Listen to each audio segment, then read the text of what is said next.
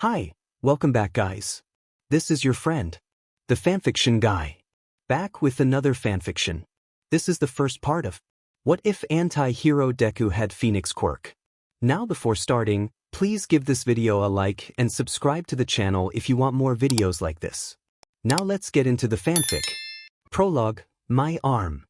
Authorities have identified the attacker as Izuku Midoriya.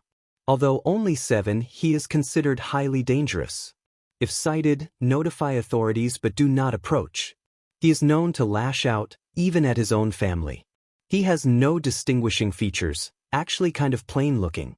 That's not true. I didn't mean it. He was a hero, he wasn't supposed to act like a villain. All Might, why didn't you save me 8 years later? That's fine what? Because I'm here. He proclaimed as always. Midoriya smiled weakly at the video he still watches to this day. Piff, the person across from him scoffed. We're villains, why watch that? It was a question asked casually, without much care for the answer. They were in a 2-story cafe, sitting on the 2nd level in a booth with a nice view. I don't know, Dobby. He lifted his coffee mug. I guess because I always wanted to be a hero. He took a sip. The waitress tending the 2nd level bar brought their orders. You guys sure do come here a lot, she said cheerfully. Dobby gave her an uncaring, half-lidded glare before ignoring her and munching down on his food. Midoriya rubbed the back of his green hair. Why yeah, we like the food, Uraraka. By the way, what school do you guys go to? I'm from U. But had to take this part-time job to pay for tuition. She sighed, revealing her family's tough times. I only went to school when I was younger. He wasn't hungry and only ordered coffee. He took a sip and placed the mug back down. Dobby eyed Midoriya, finishing his meal with a sadistic slurp. And what about you? Uraraka asked Dobby with her cheerful voice. Dobby's eyes lingered on her. The food's good. He returned to eating, ignoring her. Suddenly, the bottom floor erupted with chaos. The money now. Deku and Dobby exchanged glances but shrugged it off. A robbery was taking place. The robber was walking up the circular stairs to the 2nd floor. Nobody move, he shouted, revealing a quirk that allowed him to shoot projectile attacks from his limbs. A villain. Uraraka was one of the few waitresses willing to act. She stood tall and defensive in front of their booth. Midoriya hesitated to take a sip of his coffee, impressed by her bravery. Dobby continued eating as the villain attempted to take hostages. Uraraka tried to take him down when his back was turned, but he turned at the last second and fired a projectile from his elbow, piercing her shoulder. She fell, crumpling to the floor, gripping the bloody wound. The robber also stopped the bartender who attempted to hit the distress button under the bar. His clattering steps annoyed Dobby. Midoriya and Dobby were the only ones nonchalantly enjoying their food and coffee. Oi, didn't you hear me? Get with the rest of them. Dobby kept eating while Midoriya scribbled in his notebook, muttering about the villain's quirk. Are they ignoring me? The robber shouted, pointing both palms at them. He fired blasts from each hand. Dobby shifted his head to the side, bored. Izuku scrunched down and pushed off the wall, executing a baseball slide out of the booth and drop-kicking the villain. The villain was rocked back. Izuku spread his legs with a twist, slamming his lower leg into the villain's back and dropping his higher leg on his chest, a guillotine takedown, knocking him out. The citizens watched in awe. Uraraka gasped, standing and clutching her shoulder. Amazing! You didn't even use your quirk, she exclaimed. Deku slung the villain over his shoulder, and Dobby paid the bill, leaving a hefty tip. I'll drop him off at the police station. Uraraka could only stare at his back as he left. Is he a hero? Deku shoved the villain against a wall in an alley. The villain groggily regained consciousness. So what if you caught me? I am a villain. This is what I deserve, right? Dobby stood off to the side, uninterested in the exchange. The villain opened his mouth, but Deku instantly clamped his hand over it. Why did you want to rob them? Deku's voice was pure and sincere. The villain hesitated but answered, seeing the resolve in Izuku's eyes. I need money to feed my kids. I never meant to be a villain. One day I accidentally used my quirk and hurt someone. Izuku sympathized, understanding the weight of those words. Here, I know someone who can give you honest work, even if you're a villain. He handed the villain a business card and a few bills for food. Are we done? Dabi began to walk out of the alley. Dabi, wait up. Midoriya started to follow. Make sure you stay low. He waved at the villain, who wanted to care for his family. The villain gasped at Izuku's toothy grin, a heroic grin. Thank you. The villain clutched his fists over his thighs, bowing down. Really, thank you so much. The two walked down the empty street, Izuku smiling and Dabi with his hands in his pockets. Suddenly, a figure came running up to them. Izuku-kun. She leaped, wrapping her legs around him, one hand on his shoulder, while the other rose high with a knife and stabbed his chest. I missed you. BLD trickled down. Ah! He cried, one eye winced shut. She pulled it out. He almost yelled again but kept his mouth shut. She loved the sound of the red river gushing out. One more, one more. She tried to stab him again. He cuffed her wrist with his hand, stopping her. Hello to you too, Toga-chan, but it still hurts when you do it, one's enough no. Even though he never let himself get stabbed willingly either. She was an agile bunny. But Izuku. She giggled. You're already healed, CC. She attempted to stab him again, but his grip restrained her. She eventually gave up, and the three started walking. Did you get enough? Dabi asked. She broke into hysterical giggles. I did. Guess what? It was a pair of newlyweds. There was so much BLD. I gave them the best wedding gift. Now they can be together forever. Hey, Izuku-kun, we should be together forever too, right? Dabi only asked for a yes or no. He didn't need to hear the rest. Yee. With an awkward laugh. I rather not, Toga-chan. Let's go home. Oh, let's watch a horror film. Popcorn. The three villains walked to the apartment they owned. Their home. You've heard of the hero killer, haven't you? Estain. He really believes in his ideals. I haven't seen him in a while though. Oh. You sound well acquainted with him, Izuku. Yeah. What's it to you? Haha, nothing. Nothing at all. I have a job lined up for you. There's this new kid on the block, claiming to have started a league of villains. What does that have to do with us? Could care less about something as stupid sounding as that. Dabi, remorseless as usual, but hey, I heard they have a plan to take down All Might. All Might? It can't be. The symbol of peace, Now that's something I'm interested in. Good, I've got both of your attention, let's talk about the attack on you. Midoriya was glaring at the ground in worry. He was a villain, but All Might was still his hero. He shuddered at the size of Nomu. Can All Might really beat him? They were surrounded by a shadow warp. He placed his mask, guard and hood, concealing his face. Izuku adjusted his glove and made a dedicated grip. At least let me meet him once. And the shadows dissolved around him. I guess Dabi and Toga-chan were sent elsewhere. He was in the ruined zone, surrounded by low-level lackeys. Bartender-san is going to separate the class with his Quirk, then use that Nomu on All Might. He nodded his head in the direction of the entrance. I have to hurry. He was about to take a running start until two students appeared in the middle of all the villains. Deku's eyes grew. No way, Kaken. Some days Deku would look back at his normal life. He didn't remember much, Dad worked overseas but Mom was always there. And so was Kaken. He's a student at UH. I knew he was amazing. Watching as both he and a spiky redhead began fighting their way out. Explosions and hard fists collided with the villains headfirst and blasted them away. Kirishima blocked a fist with his hardening quirk and delivered a heavy hook into the gut. Bakugo leapt off the falling enemy's back and grabbed two faces, exploding and slamming them down. Kirishima saw a shadow approaching from above. He glanced up, but the glare of the lights kept him hidden. A sharp, spinning leg drop. Kirishima cross-blocked with his arms, but the ground beneath him caved in. He gritted his teeth. A hardening quirk. Simple but effective, Deku analyzed. I'll remember to write it down later. Kirishima grunted and broke the conflict. Deku used the momentum, doing a backflip corkscrew land. Kirishima rushed him with a combo of hard-infused fists. Deku kept his eyes on his opponent, weaving through the barrage. He has to sacrifice defense for power. Deku snuck inside his guard. A powerful torque-up kick, crushing the unhardened jaw with his iron saws.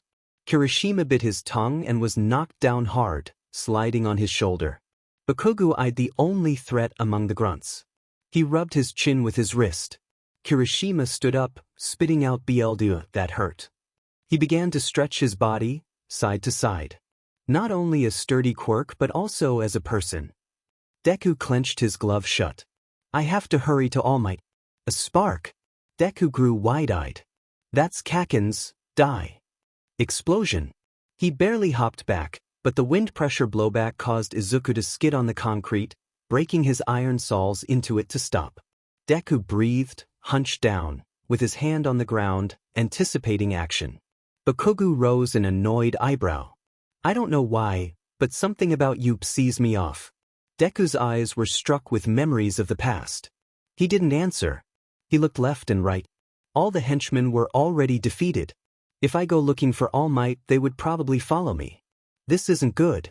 I have to finish them now. Kirishima and Bakugo teamed up with a combination of offensive explosions and defensive hardening. The dust windswept beneath the ground he was earlier. Where'd he go? Kirishima scratched his hair. Idiot, keep your eyes peeled. Just as he said that, he felt a presence. Behind. He twisted his body around, his eyes widened, seeing a metal-plated glove aiming for his jaw. Sheet, he's too fast. Like I'd let you. Kirishima shoved Bakugo aside and slammed his forehead back at Deku's fist. Izuku strained a pained face. Bakugo shoved Kirishima down and vaulted over him. He caught Deku's throat and die. He exploded his quirk and launched Deku into a collapsed building. His back reverberated off a wall, and he coughed and fell down. Kaken is strong as expected. Deku fought to his feet. But so am I. What are you mumbling about? Bakugo was more than annoyed. His rambling sounds like that kid from my childhood, that Diamond Deku. A loud eruption was heard from the entrance of Youth J. What the hell was that? Kirishima let down his guard. All Might, Bakugo grumbled. Ichi's here. Yash, that means we're saved, right? Deku glanced towards where All Might was. He hardened his eyes and stared down the two heroes in training. Something's different about him, Kirishima grunted. He transmitted in a blast of speed. Before they could react, Deku appeared in between them, in midair. Bakugo and Kirishima only turned their heads for a second at him. How did he? Pure speed. No, there was more to it. Green fire. Bakugo was sure he saw a spark of emerald burst behind the villain's back. Deku did a twisting split, smashing his iron saws into the back of Bakugo's head and into Kirishima's face. He landed in a handstand but flowed upright with a spin. The two were knocked out. Deku nodded, then headed for the entrance of All Might. Deku skidded to a stop. It's really him. Deku was awed. He's actually fighting that thing. Plus Ultra. With a final punch, he sent the Nomu flying through the dome, shattering the lights. The wind swirled around the dust. Deku's eyes were wide. He really is the symbol of peace, subconsciously stepping towards his hero. Dabi was with Shigaraki. His baggy patch eyes narrowed at Midoriya.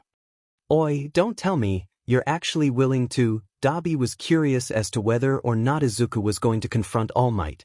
The dangling stomps of steel echoed in the ears of many. Deku continued to walk, even though the villains had given up. He walked alone and empty. I wanted to be like him. He was the pillar of society. Everyone reaches out to him. He is their hope. He was mine. The greatest hero. One day I will be able to walk alongside him, but for now, he is my roadblock. The innocent villain and symbol of peace clash. Who is that? Froppy was carrying Eraserhead, along with Mineta. It doesn't matter, he doesn't stand a chance against All Might. Mineta cheered. Bring him here, guys. Uraraka waved from up the steps. Her eyes lingered on the new villain, the unknown Deku. His body language looks familiar, All Might. Izuku let out with a breathless wonder of anticipation. The greatest hero had his righteous smile and stared down the villain. It's fine, I still have a few more minutes in my muscular state, but I must find a successor soon. Oh, another challenger. Didn't you see what I did to the monster specifically meant to destroy me? Izuku gulped. Yes, and I'm glad you survived. Izuku gripped his fist shut. Because you're my hero. He ran straight at him. All Might rose an eyebrow. Nanny. Dabi had a bored stare. He really said it. He eyed Shigaraki for his reaction. Shigaraki was scratching his neck, angrily mumbling about a villain admiring a hero. Plus ultra. Izuku yelled, smashing his knuckles forward. All Might gritted his face, meeting the blow with a Detroit smash. BLD splattered. All Might flinched back. He recklessly came at me. I believed he had a power augmentation quirk, but look at him. My arm. Deku stumbled back, his arm hanging limp, battered and bloody. It's completely broken. He rushed back at All Might with his other fist. All Might reduced his power, and their fists met again, and again it broke. Why are you dash? A healed arm uppercut was heading right for his chin. But it was completely destroyed a moment ago. All Might easily evaded the attack, tilting his neck. My feint didn't work. As expected from the world's greatest hero. Deku was smiling. That smile was blown away from a heavy fist to his gut. He coughed and was sent crashing in a tumble, causing an explosion of dust. A blast of speed flew out of the debris. Izuku was flying with green flaming wings. Is that a fire-type quirk like Endeavor? All Might stood tall. There's no time for thoughts. I must protect the students with the limited time I have. He rushed forward to meet the flying villain. All Might and Deku matched their fists again. With overwhelming power, All Might crushed his knuckles again. Deku didn't back down. And kept swinging. After every hit, his arm broke, but after every hit, green flames erupted around his injuries and healed him. All Might Deku had a stern face, but not a villainous one. I will show you. I'll put my feelings into my fists. Show me what, my boy. He swung, but Deku leapt with a twisted flip. All Might followed him, shattering the ground with his powerful leap. Izuku had his leg back ready for an iron soul kick. He spun for momentum and slammed down at the approaching All Might. He raised his elbow and blocked it. Your strength is above average, but not because of your quirk. Your body is at its physical peak. Izuku held back the feeling of praise from All Might. One hit. If I can land one hit, I can prove to myself that we aren't so far apart. Izuku let out a battle cry, pulling his leg back. He spun and tried to land a reverse calf at him. All Might didn't let him and grabbed his leg before the impact. He threw Deku straight down with destructive velocity. Ag! As he plummeted down, the wind pressure of the collision forced everyone back. All Might landed beside the crater he created. Sheet, time's almost up. That kid gave me more trouble than I thought. Rubble rolled as the dangling steps of iron saws echoed again. It put everyone on edge. Even All Might gulped. Deku stepped out of the smoke-filled crater. Their eyes grew wide. His costume was stained red with smudges of his own BLD. His breathing was rigid, but the flaming wings viciously whirled around him, and his eyes crackled with green lightning. What's up with that guy? His bones keep breaking, he's covered in BLD, but he keeps getting back up. Mineta cried. It will be alright. All Might always wins, Froppy reassured, making a rib-bit noise at the end of her sentence. Toga stood on a platform, looking down at Izuku.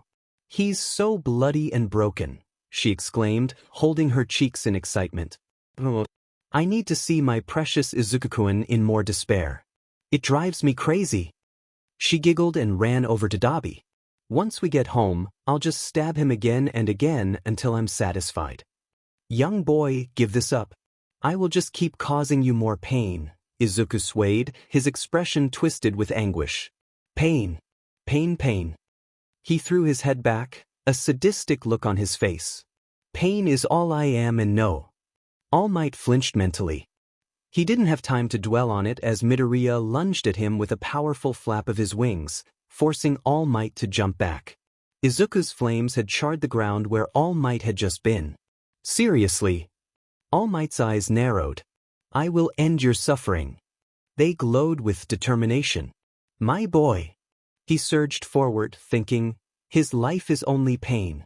His mental state must be shattered. Was it because of me? No, he must have suffered great trauma, but he is still a villain.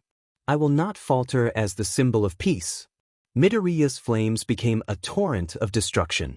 All Might and Deku collided in a flurry of blows. His flames are intense, but I will persevere. BLD splattered on the ground beneath Deku. His wounds healed, but the speed was slowing. All Might noticed. Every quirk has its limits. I must overpower his healing factor. With such a powerful quirk, it's a shame you became a villain. You would have been a great hero. All Might was reaching his limit as he prepared for a final powerful smash. Deku's eyes filled with pain. I am a villain, aren't I? All Might, why did you heroes make me walk this path? I was just a kid, I wanted to be a hero like you. All Might hesitated, his punch weakening. But the blow collided, and with Izuku's lost resolve, it was enough. He skidded and landed close to Dabi. Dabi sighed, walking over to Izuku. We should go before their reinforcements show up. He rubbed the back of his neck nonchalantly. And they said you guys would be able to take down All Might. The League of Villains. What a joke. All Might felt a sense of relief as they decided to retreat. I passed my limit, that boy, what did he mean? Heroes don't create villains. Midoriya lay face down, BLD running from his mask guard. His fingernails dug into the ground as he struggled to stand. Stay down, my boy. If plausible, I would refrain from hurting you by ending this fight. All Might concealed his weakness with steam. Izuku forced himself to his knees, one hand clutching his ribcage. He coughed BLD and fell again, banging his forehead on the ground in frustration. Heal, please. But he was completely drained. But. Tears spilled from his eyes as he cried out, why me? Everyone watched with concern. All Might was especially disturbed. What happened in that young boy's life? Toga caught up to Dabi, pausing with worry. Hey, Izuku-kun isn't healing. Dabi understood but didn't answer. His quirk is at its limit, and he lost the will to fight his hero. Being called a villain by his own hero, Dabi sighed.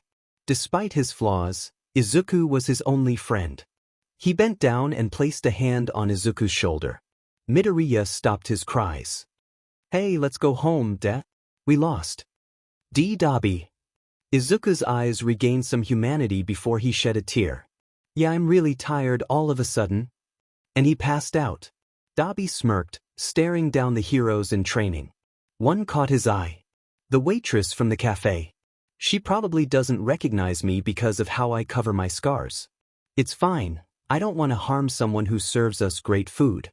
I just need to create a barrier of flames for us. He noticed the entrance crowding with real heroes. Kurogiri was preparing to warp them out. Dabi moved his arms forward. See you next time. He smiled wickedly. I wonder how long it will take for citizens to lose trust in their precious heroes. He unleashed his flames, thinking, the damage is done, so even if we lost the battle with All Might, we win the war against heroes. You call yourself a villain. Shigaraki kicked the fallen Deku in the gut. What was the broker thinking? He scratched his neck in frustration. I can't stand you.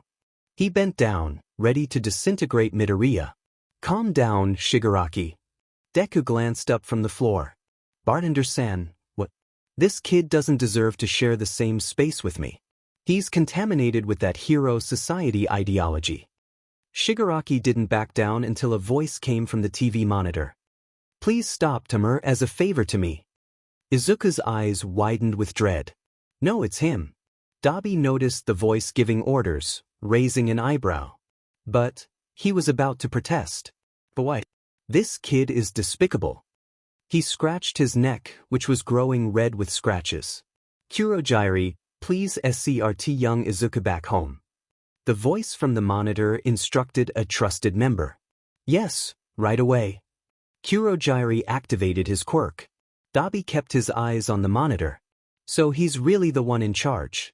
Dabi always noted valuable information when he could.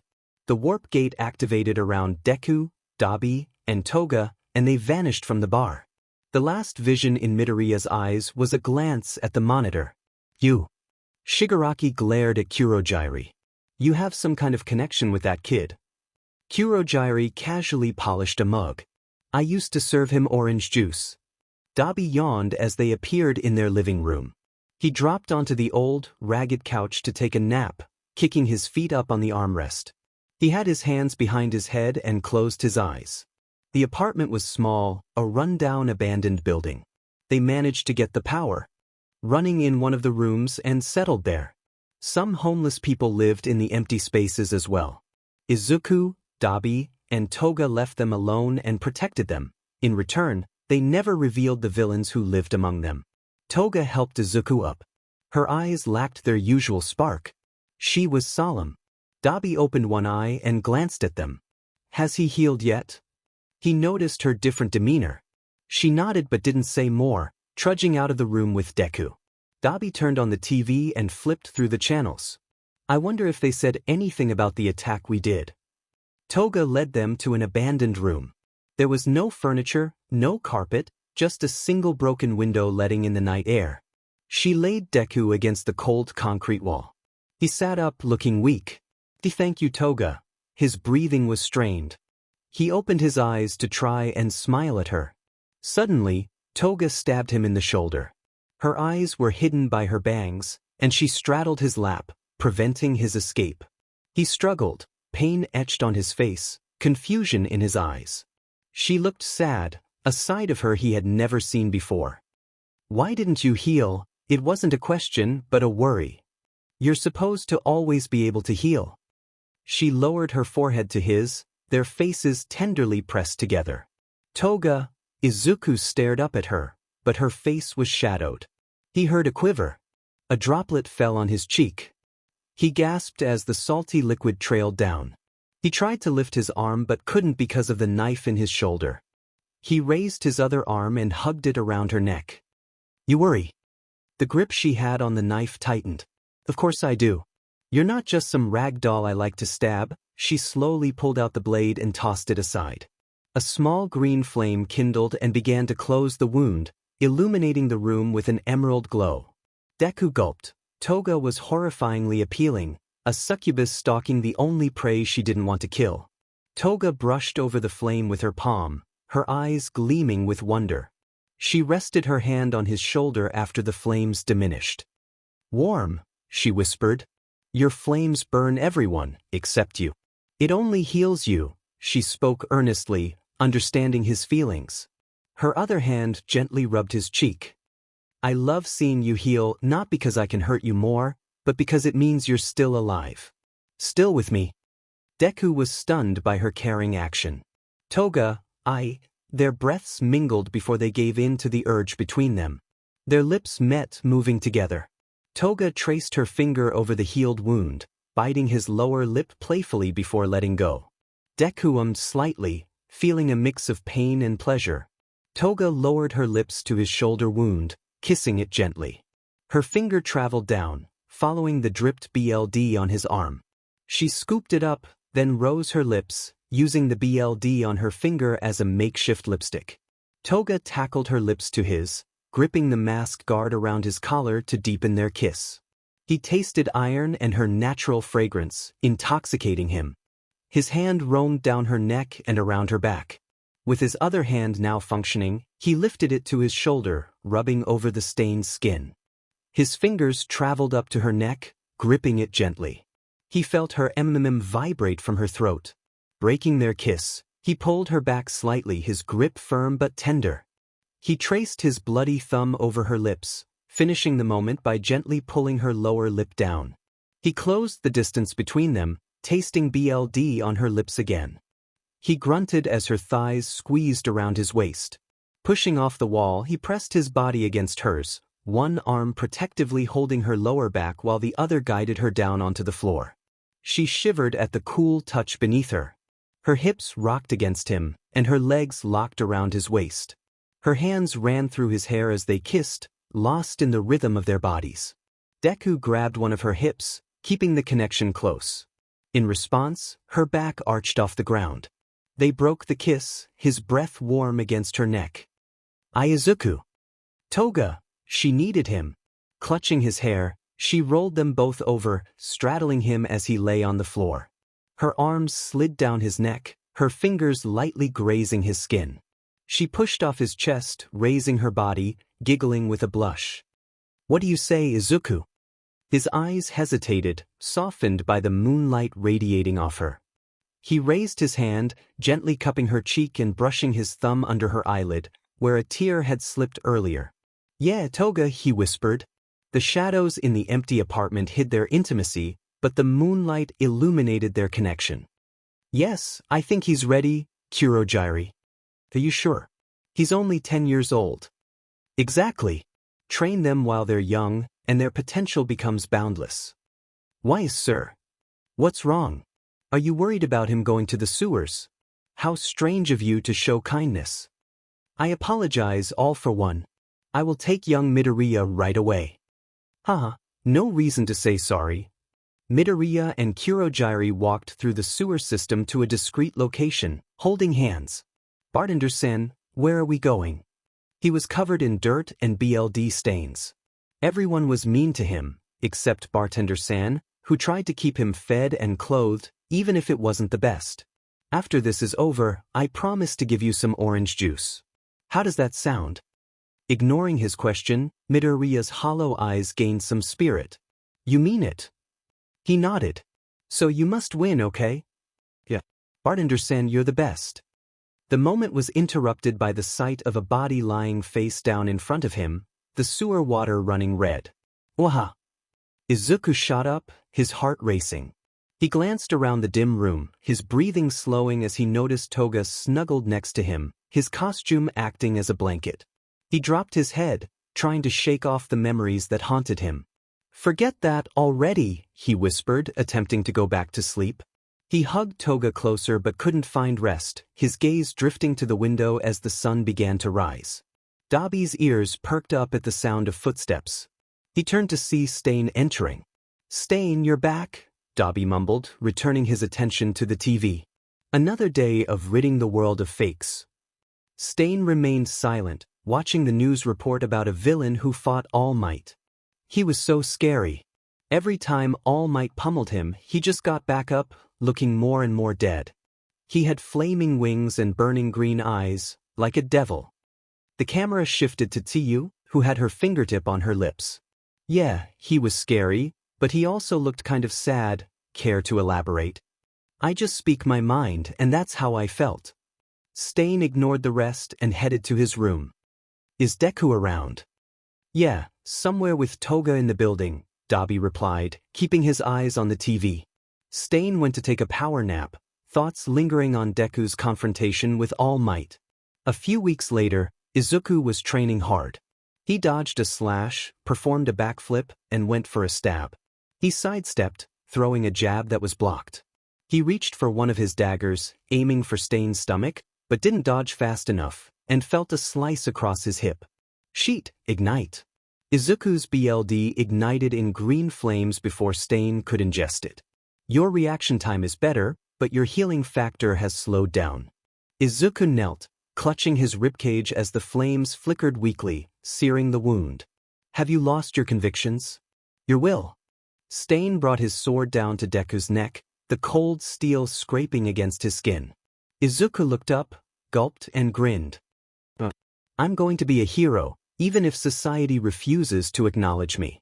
Stain's killer intent faded as he stepped back, walking to the edge of the roof. We need groceries. Izuku blinked in surprise. Why yeah, I'll go get Toga and Dabi. Stain leaped off the building like a spider. Izuku rubbed his throat before walking to the door, hesitating as he held the doorknob. My convictions. Dabi, Toga, and Izuku were walking down a dark alley. Toga was happily humming to the music from her headphones, dressed in her regular school outfit. Dabi wore his casual black hood, while Izuku had on a loose green turtleneck that hung loosely around his neck, with black cargo shorts and his signature red boots. This is the last of our cash. Broker only paid us the first half, and with All Might still alive, there went our other half. Dabi calculated the numbers in his head, keeping the money because Toga had a tendency to be reckless, and Izuku would either lose it or give it away. It's about a week's worth. Dabi was the only one concerned, casting a wary glance at the two. Izuku was mumbling to himself about the sports festival, while Toga played with a stray cat. They exited the alley and blended into the bustling city crowd, entering a grocery store to pick up the essentials. Their stomachs grumbled at the sight of food. Izuku wandered the aisles with a shopping basket hanging from his elbow, gathering hygiene supplies. Toga had disappeared. If anything, she'll just take what she needs. Suddenly, a bottle rolled to his feet. He bent down to pick it up. Lavender aesthetic. It was a bottle of body wash. Oh, sorry about that, Toga said, approaching him with an uneasy grin and ruffling the back of her hair. Can I get that back? It's the last one in my favorite. Sure. Izuku handed it to her. Their fingertips grazed and she smirked. Thanks. I'm not usually this clumsy, but this hero internship is exhausting. She yawned. Why, you're a hero in training. Yeah, I'm currently attending you. She wore a proud smirk, having helped save the day earlier. Oh, that's amazing. Izuku smiled back. What's the school like? He was eager to learn about the institution where All Might taught. It's actually, a loud explosion echoed through the grocery store and the surrounding area. What the? Toga mumbled, concern creeping into her voice. Izuku felt a familiar dread wash over him. It can't be. He dropped his shopping cart and dashed out of the store. Hey wait, what if it's dangerous? Wait for a pro. Toga called after him, but he ignored her, rushing into the chaotic crowd. Enemies. The wind whipped past his ears. He barely managed to utter as a winged Nomu grabbed him, its claws digging into his arm and shoulder. It soared into the sky. Izuku gritted his teeth. Ignite. He ignited his wound, unleashing emerald flames that scorched the Nomu. It released its grip, yanking its claws out of his arm and shoulder. Gaw! He plummeted from the sky, clutching his wound as BLD dripped down. He crashed through a kiosk stand near the grocery store, struggling to push himself off the ground but lacking the strength. He fell face first, breathing heavily as pain racked his body. This is just like with All Might. I lost them, didn't I? My convictions. I can't compare to All Might. His vision blurred, BLD pooling around him. A scream pierced the air, pleading for help. His eyes widened as he recognized her, the girl from earlier. A massive Nomu loomed over her, and no heroes were in sight. Everyone else was fleeing. No. Bartender-san, am I a villain? I hear the news, and sometimes they mention my name, and I don't like what they call me. Even people in the streets say it. But down there, they treat me like a hero even when he began to sob. It's okay, young Midoriya. In this age of heroes, even kids can be labeled as such. But you shouldn't let society dictate your actions. They will tarnish your reputation, attack you, and outcast you in the name of justice. But you must not falter. You need to live your life because you can't live any other way. Bartender-san, even villains can be kind. Izuku's wound began to heal. With his battered arm, he reached into his pocket, forcing himself up despite the pain. BLD seeped from his wound as he struggled. What was a kid like you doing in a dangerous place like the sewers? Stain had beaten him, but instead of taking his life, he had saved him from that place. I'm a hero, Izuku grumbled, but they both knew it was a lie. You're just a kid. Go home before you actually die down there. What, didn't you hear me? I don't have one. Then get lost. I don't have time for you. Mister, did you save me? Let's go home, kid. You believed in me, Stain. You saved me. I want to save people too. Izuku's fingernails dug into the ground as he pulled out his mask guard and secured it around his face. He prowled on the edge of his red boots, imitating a fierce beast. Flames ignited from his wound, and his wings unfurled from his back. Toga gasped in fear, tears threatening to spill. I will become a hero. I am. He roared, muffled by his mask. His wings exploded, sending a gale of wind that shattered nearby windows. Toga stood paralyzed by fear, staring up at the Nomu. It's like the one All Might fought, a high-throttle sideways knee slammed into that exact spot. He increased the flame pressure of his wings and extended his leg for more force. It's all right, he cried with a smile, launching the Nomu. It crashed into a building, causing a debris explosion. He landed protectively in front of her. Her eyes grew wide with amazement. Green flames crackled around him like cherry blossom embers, his emerald wings illuminated by the dark night sky. A savior. He raised his knuckle to his face and clenched it. I will definitely protect someone this time. Dabi was leaving the grocery store, pretending to be a normal customer with a brown shopping bag over his chest. That was convenient. He ignored the chaos around the city as he headed home. I was able to make us some cash. He had taken the food and money from the register. His eyes blinked in disbelief. Our food? He glanced up at the sky. Why does this happen? The flying Nomu had stolen his groceries. He sprinted down an alley. I'm not gonna lose out on a free meal. He jumped onto a dumpster, kicked off, and gripped the ladder of the fire escape. Climbing up, he ran up the stairs and reached the roof. He chased the Nomu, easily jumping off the ledge and landing on the next building with a roll. He kept his breathing steady, running across the rooftops. He aimed at the Nomu. As long as I don't burn the food, he created a small blue flame in his palm, aiming with his other arm. He threw it like a javelin, blasting a hole in one of its wings. The Nomu began to plummet. Dabi lunged off the building, landing on the Nomu. He pried open the claw grip it had on his supplies, grabbing his food with one arm while moving his other down to the Numu's chest. He smirked, having recaptured his food. He unleashed his flame, burying the Nomu straight to the ground with a blazing column of blue fire. Dabi landed on the building across the street that he had just set ablaze. A helicopter shined its light over him. He still had his hood up but waved them off. They kept following him. He gave them a dismissive gesture before running across the rooftops and slipping back into the shadows. The news chopper hovered around the building, shining its light all over the rooftops. The newscaster sighed. He had vanished, completely hiding his presence. Dabi dropped his hood and sneaked back into the panicking crowd. His flames swirled around him like a blossoming rose, reaching out to those inferno-feathered wings. Every blow was a gust of hot wind against the skin. Izuku was using his speed to dodge the heavy fists of the Nomu. He took a quick leap step and punched the Nomu in the gut. It barely flinched, raising its hands to drop a double axe handle that slammed Izuku to the ground.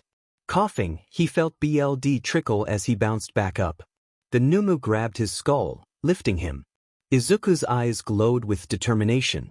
It launched its fist forward, and Izuku blocked it by raising his boot in defense. He kicked off with his other boot, spinning to break the grip on his head and slamming his foot into its jaw. Izuku gritted his teeth. I can't do as much without my iron soles. At that moment, the Nomu used its free hand to slam into Izuku's gut, sending him tumbling to the side. The Nomu was about to continue its assault on him. She watched with wide eyes. Isn't that the guy who fought All Might? Why is he? She gulped, standing up. She attacked the Nomu with her quirk.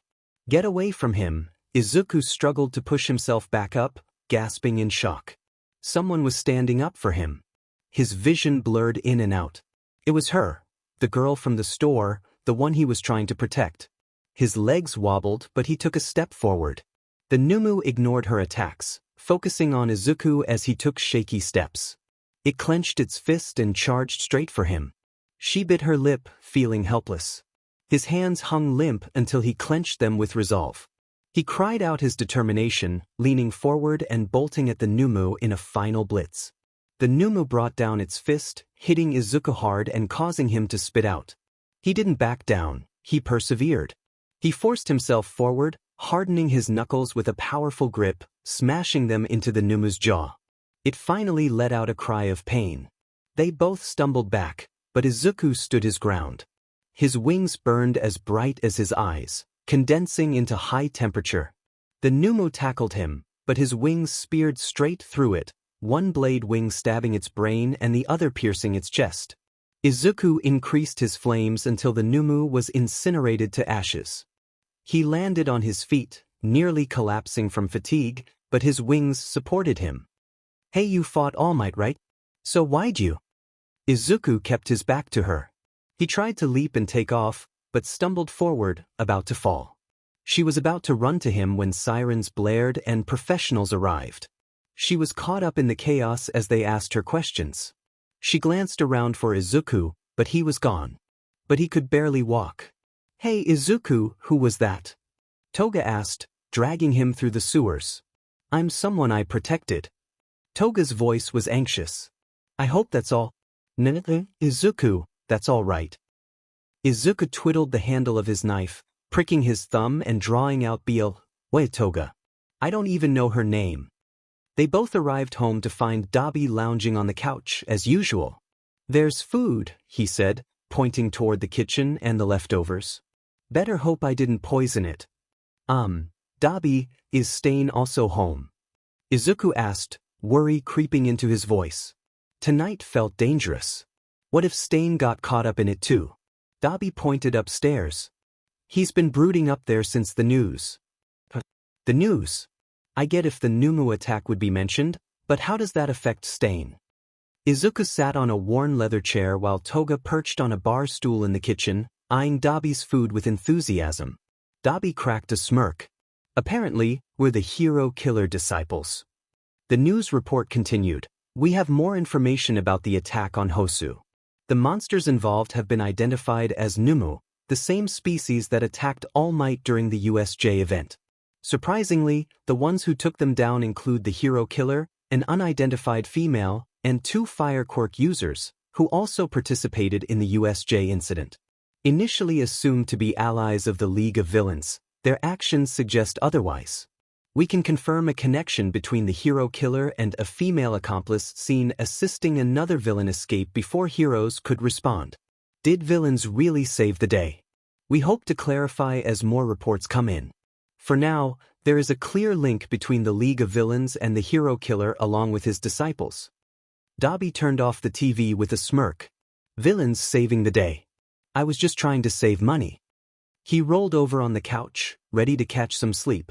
Toga, having indulged in Dabi's cooking, groaned, I think I have food poisoning. Dabi smiled to himself, feeling a sense of karma. On the roof, Izuku sat at the edge, with Stain perched beside him. They both gazed out over the city. I actually saved someone, Izuku said, clenching his fist. Stain shifted his gaze toward him for a moment before returning to the skyline. He remained silent, which Izuku had expected. I don't even know her name, but I think that's what made it more important for me. I acted because it was the right thing to do, Izuku continued, their silence stretching as they watched the sunrise. Stain, though unseen by Izuku, wore a faint smile that vanished quickly. Yeah, Izuku said, his nervous smile becoming more genuine. Hey Stain, why did you kill the Nomu? It got in my way. I see, Izuku chuckled awkwardly. They enjoyed each other's company as the day began. Deku was now in his hero outfit, out on his first patrol. Dabi and Toga had opted out, remaining true to their villainous nature, but they understood his longing to help. He leaped off a roof, soaring across the city, exhilarated by the freedom of flight.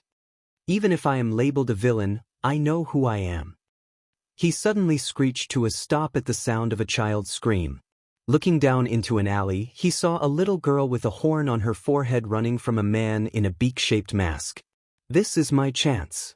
Deku leaped down, igniting his wings as he glided gently to the ground. The girl hesitated, hearing the crackling fire and the soft flapping of wings. She looked up, the sun blocking his figure, only able to see a shadow with emerald wings.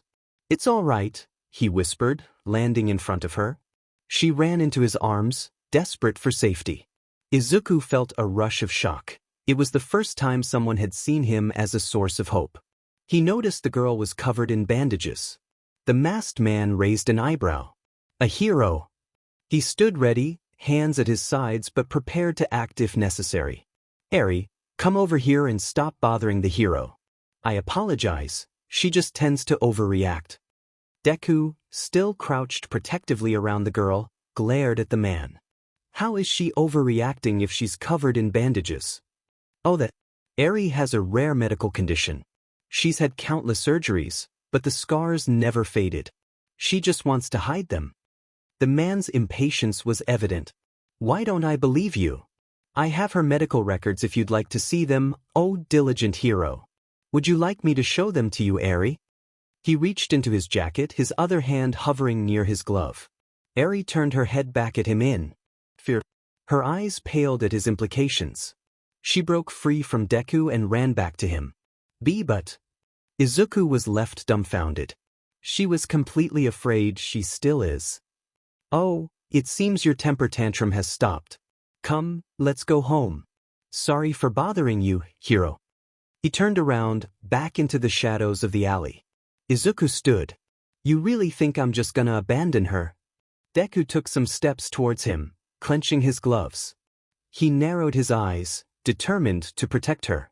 I will protect. Deku was interrupted by a harsh kick to his back. Izuku grunted in pain, falling to his knees. Nanny. He turned his head back. You're one of Stain's disciples, correct? Iida Tenya towered over Midoriya Izuku, his face hidden behind a hero's mask, filled with anger. I will never forgive you. He had rushed over, hearing a girlish cry, and never imagined encountering someone associated with Stain. This was his chance. Izuku's eyes widened. In that moment he turned back to the alley. The little girl was leaving with the mysterious man. No. Deku darted to his feet. Leave those innocent people alone. Iida appeared in front of Deku, assuming he would only cause more suffering as Stain had. I will not let you hurt more lives, villain. Eri could only look back, her hope caught in a struggle between heroes and villains. But I thought they were the good guys, you got it all wrong. She needs help. Izuku implored, refusing to fight Iida. He flapped his wings, trying to fly over him. Iida ignored his words. I will not listen to the blasphemy of a villain. He leapt off a wall, reaching above Deku, twisting and flipping to drop his leg down on him. No, I'm not a villain. He could only think as a hero suppressed him. He crashed onto garbage bags. I'm not. He climbed out of the pile, staring down the alley. They were gone. No.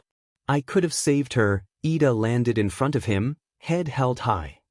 I am Ingenium, and I will avenge my brother. Izuku's eyes were hollow. I could have saved her, I was right there, she was in pain. My pain. Iida grew slightly anxious. Deku stood, his body hunched forward, arms limp, eyes empty. Like with all might, it's because I'm a villain. It's because I am a villain. He clutched his forehead in despair. I couldn't save her. A villain has no right. To protect belongs to the heroes. To take belongs to the villains. Iida took a step back, confused by Deku's sudden shift in mentality. Heroes always stop the villain. Villains always stop the hero. Right or wrong? Right or wrong? Which am I? Which are you? A villain, only villains seek revenge. I will stop you because I am a hero. He dropped his hands from his head. Go away. He banged his head against the wall. I'm not going to hurt Mom. I didn't. It wasn't me. Iida was growing more concerned. He's crying. I just wanted to save her like a hero. Iida shook his head. Don't pity him. He follows Stain. He is a villain and I must stop him. The engine in his legs began to combust. In a high-speed blur, Iida spun and threw a kick. You're the one who hurt Mom. Iida's eyes widened as his kick missed. Deku had flaming green eyes, staring directly at him. Before the attack hit, Deku vanished. Iida skidded to a stop, glancing around but unable to find Deku. Suddenly, the back of his skull was grabbed. He's faster than me. He was smashed straight into the wall. Deku then ran, dragging Iida's face across the wall, shattering his mask. At the end of the alley, Deku threw him out into the street. Iida bounced on the sidewalk, then tumbled onto the middle of the road. He turned over on his back, forehead bleeding, breathing, his eyes quivering. He's a monster. No wonder All Might had trouble. A fist came down to his face, smashing him down. Iida's eyes rolled back as another fist pummeled him deeper into the street. BLD spilled from his mouth as more fists rained down. Cars honked and skidded around them, pedestrians ran. A villain, someone call the heroes. This one needs backup. Deku stopped, hearing the cries of citizens. His eyes regained focus. He glanced around, seeing only fear in their eyes. Echa. Where's the villain? He felt a weight under him. Yaga. He stumbled back, realizing his knuckles were red with Iida's BL'd. I didn't do this, he turned, scrambling to his feet. I'm not a villain. He cried to the civilians, running back into the alley. I'm not. Tears accompanied him as they had all his life. Here is footage of the crime scene currently under investigation. Please be warned, this is disturbing and not suited for children. A street camera displayed Deku continuously pounding Iida into the ground, with his knuckles drenched in BLD. The suspect is also the one who defeated the Nomu in Hosu. His motives are unclear, but it appears he is a villain mimicking the hero killer. How do you viewers see his actions? Dabi rolled his eyes. He's the farthest from that. What the hell happened? He shrugged. Whatever, that kid was also an ingenium copycat looking for revenge. Fake heroes like that get their just desserts. Toga was practically drooling over the mentally unstable Deku she saw on TV. Never, Izuku's home right. She was captivated by the chaos surrounding him. Dabi narrowed his eyes, annoyed. He got up from his couch and threw on his coat. I don't know, but if you're going to make noise, don't do it where I can hear you. He scolded, recalling how he couldn't sleep last time because of the disturbances in the apartment next to him. I'm going to do some recon. The authorities are most likely going to hound us down even more after his stunt.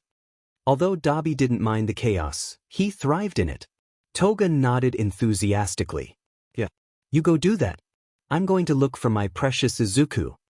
She leapt with joy, waving her knife around. Dabi muttered under his breath, demented. He was running out of words to describe her behavior. Maybe he would stop by where that heroine in training was waitressing. He was curious if she would recognize him and how she would react. Dabi left the apartment with a cynical smirk.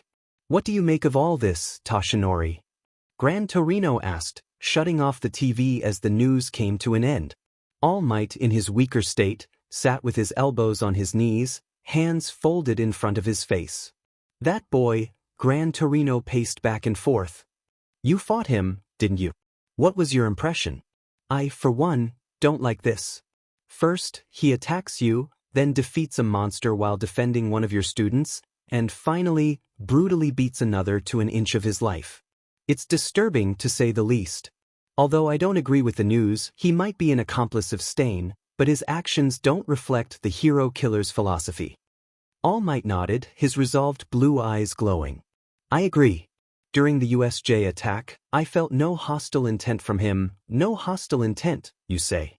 Funny as he almost broke past your limit. All Might shook his head. It's as you say, but not once did I feel my life at risk. Quite the opposite. I felt the urge to save him. Toshinori, what are you talking about? Gran Torino's eyes narrowed. Whatever you're thinking, drop it. He is a villain. Have you already forgotten what he did to one of your students? That is true. As a teacher, it pained me to see young Iida in the emergency room. He unfolded his hands and clenched them shut, standing tall. But as a hero, I must save those I can reach. He gritted his teeth. For I am the symbol of peace. Izuku thrashed around the empty apartment. Go away. I didn't do it. He clutched his head in agony, haunted by memories. No. He cried, distraught. I was trying to save her. But you're not a hero. You can't save her. I am. His wings erupted out, smashing through the building. I want to be. Debris fell inside the room from his intensity. He swayed, losing control. What you want is irrelevant. It's what you are that matters. A villain. No. His eyes rolled back, and his head smashed through a window. Stop. He cried out to the city. You can't stop the truth. You can only exist in it. Lies are only a filter of comfort. That's what you want, right? Comfort in calling yourself a hero. Izuku stumbled back, heaving with strained breaths. I never wanted to hurt him. A few tears fell. His wings somberly encompassed him. You did. You did it. Only you. They were all looking at him, seeing only a monster. He slumped back onto a wall, fear overwhelming him, before trudging off, trying to escape. He tripped, landing on the cold hard cement. Stop looking at me, he curled up into a ball. I'm not a villain, his wings blanketed around him, providing the comfort he wished was true. He hugged himself in the fetal position, crying himself to sleep. Why me all mate? Toga, with wide eyes, gulped, slightly afraid. She didn't reveal her presence, but her knife dropped, chiming lifelessly. She had seen everything. He needs rest, Stain said, appearing next to her. Deku has never been stable. Stain had a permanent scowl, the scars of his past evident. We're going camping. He began to leave, walking down the hallway. He needs space from the society that strangled his life away, and so do we, before they catch us.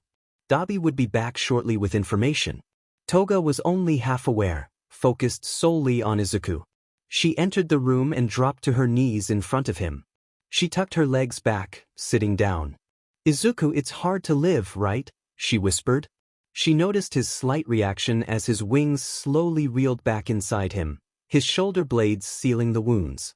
She gently placed his head on her lap, rubbing his cheek and running her hand through his hair. You're insane, just like me. She sighed, understanding that society would never carry the same burden. It's okay, you can be my hero. Her expression paled as she saw the news. That's the guy who... She felt a wave of nausea and rushed to the balcony. Her friend heard her retch. Is something wrong? She asked, still hunched over the railing.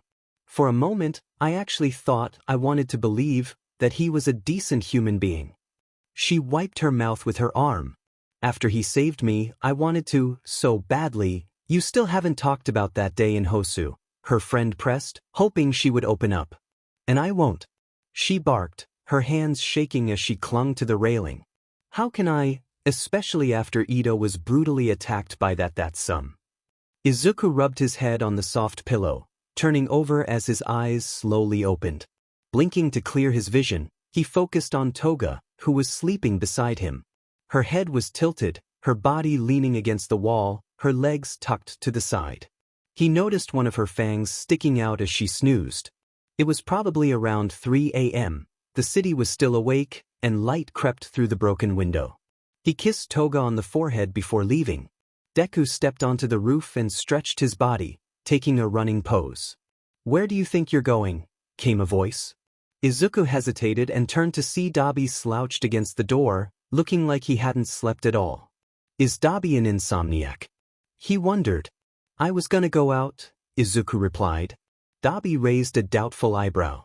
Out heroing. He ignited a small flame in his palm and crushed it shut, extinguishing the fire. Why yeah?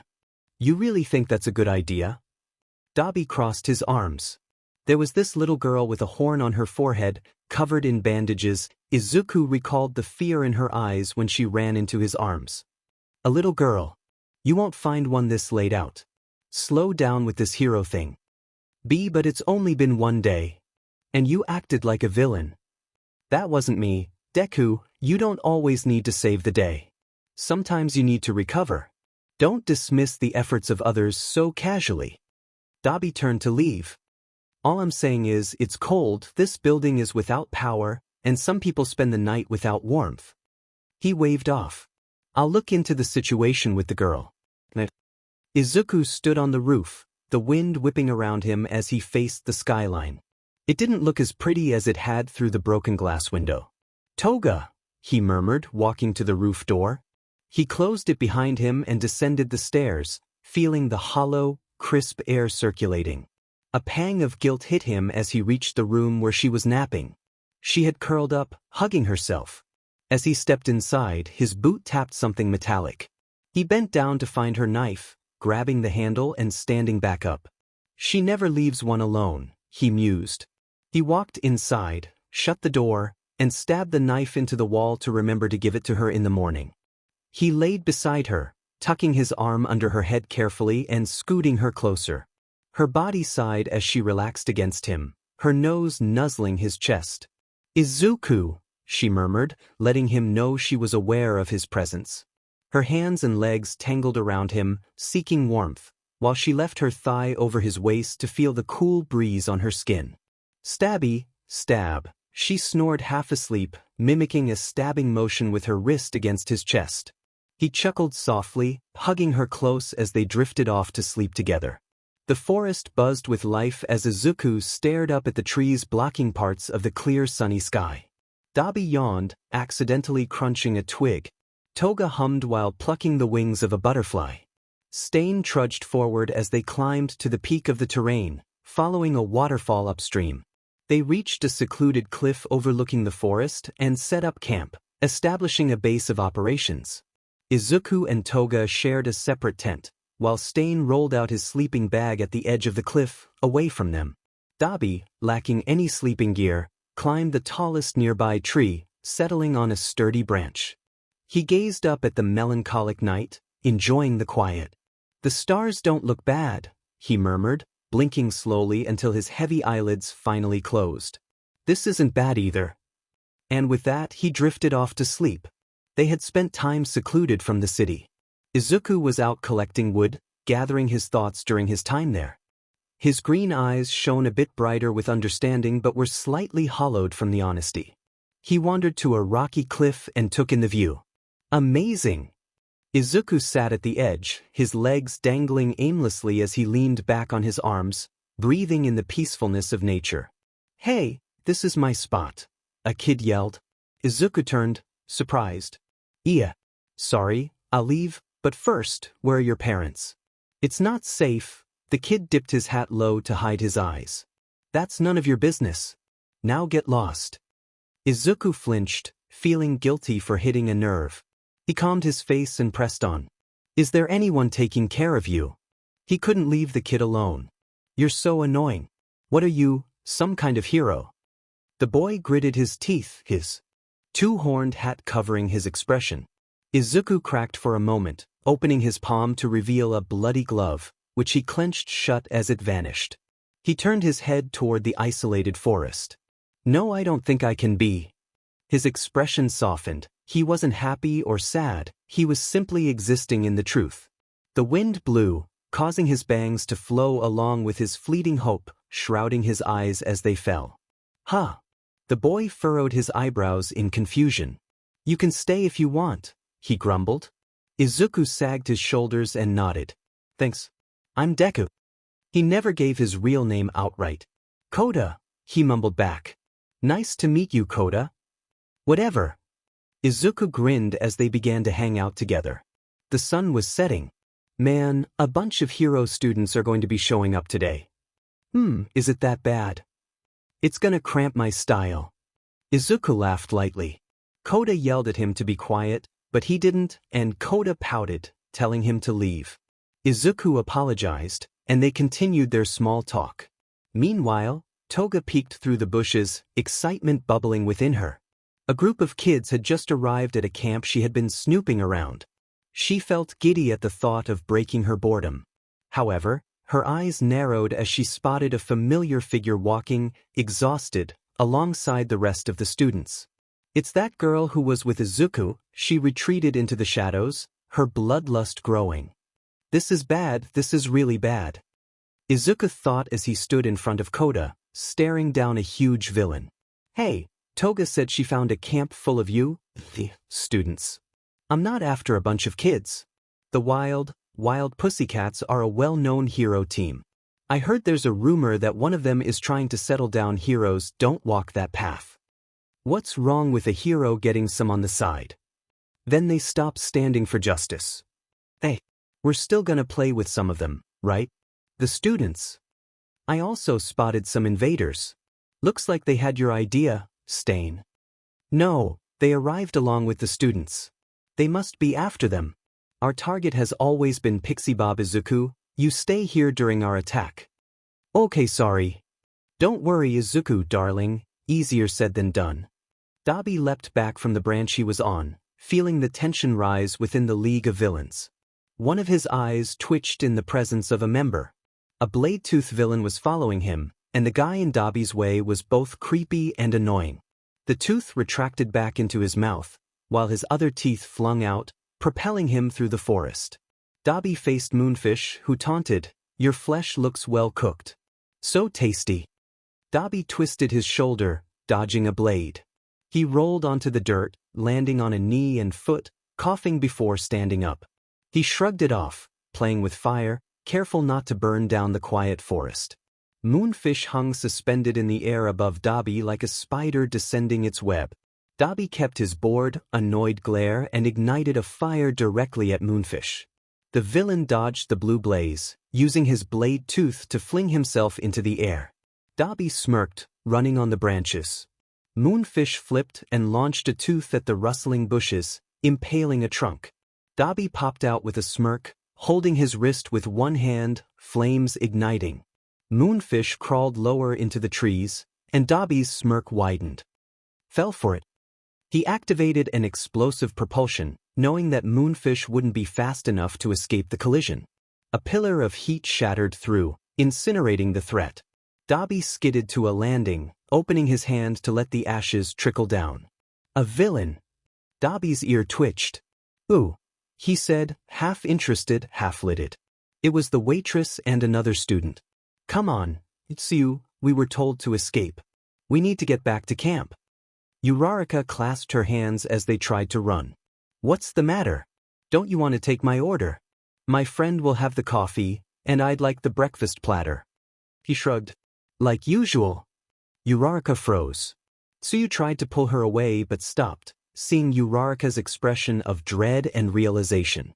"And my two favorite customers were villains. Oh, don't forget about Toga-chan, your dear friend." He mused, a grin spreading across his face.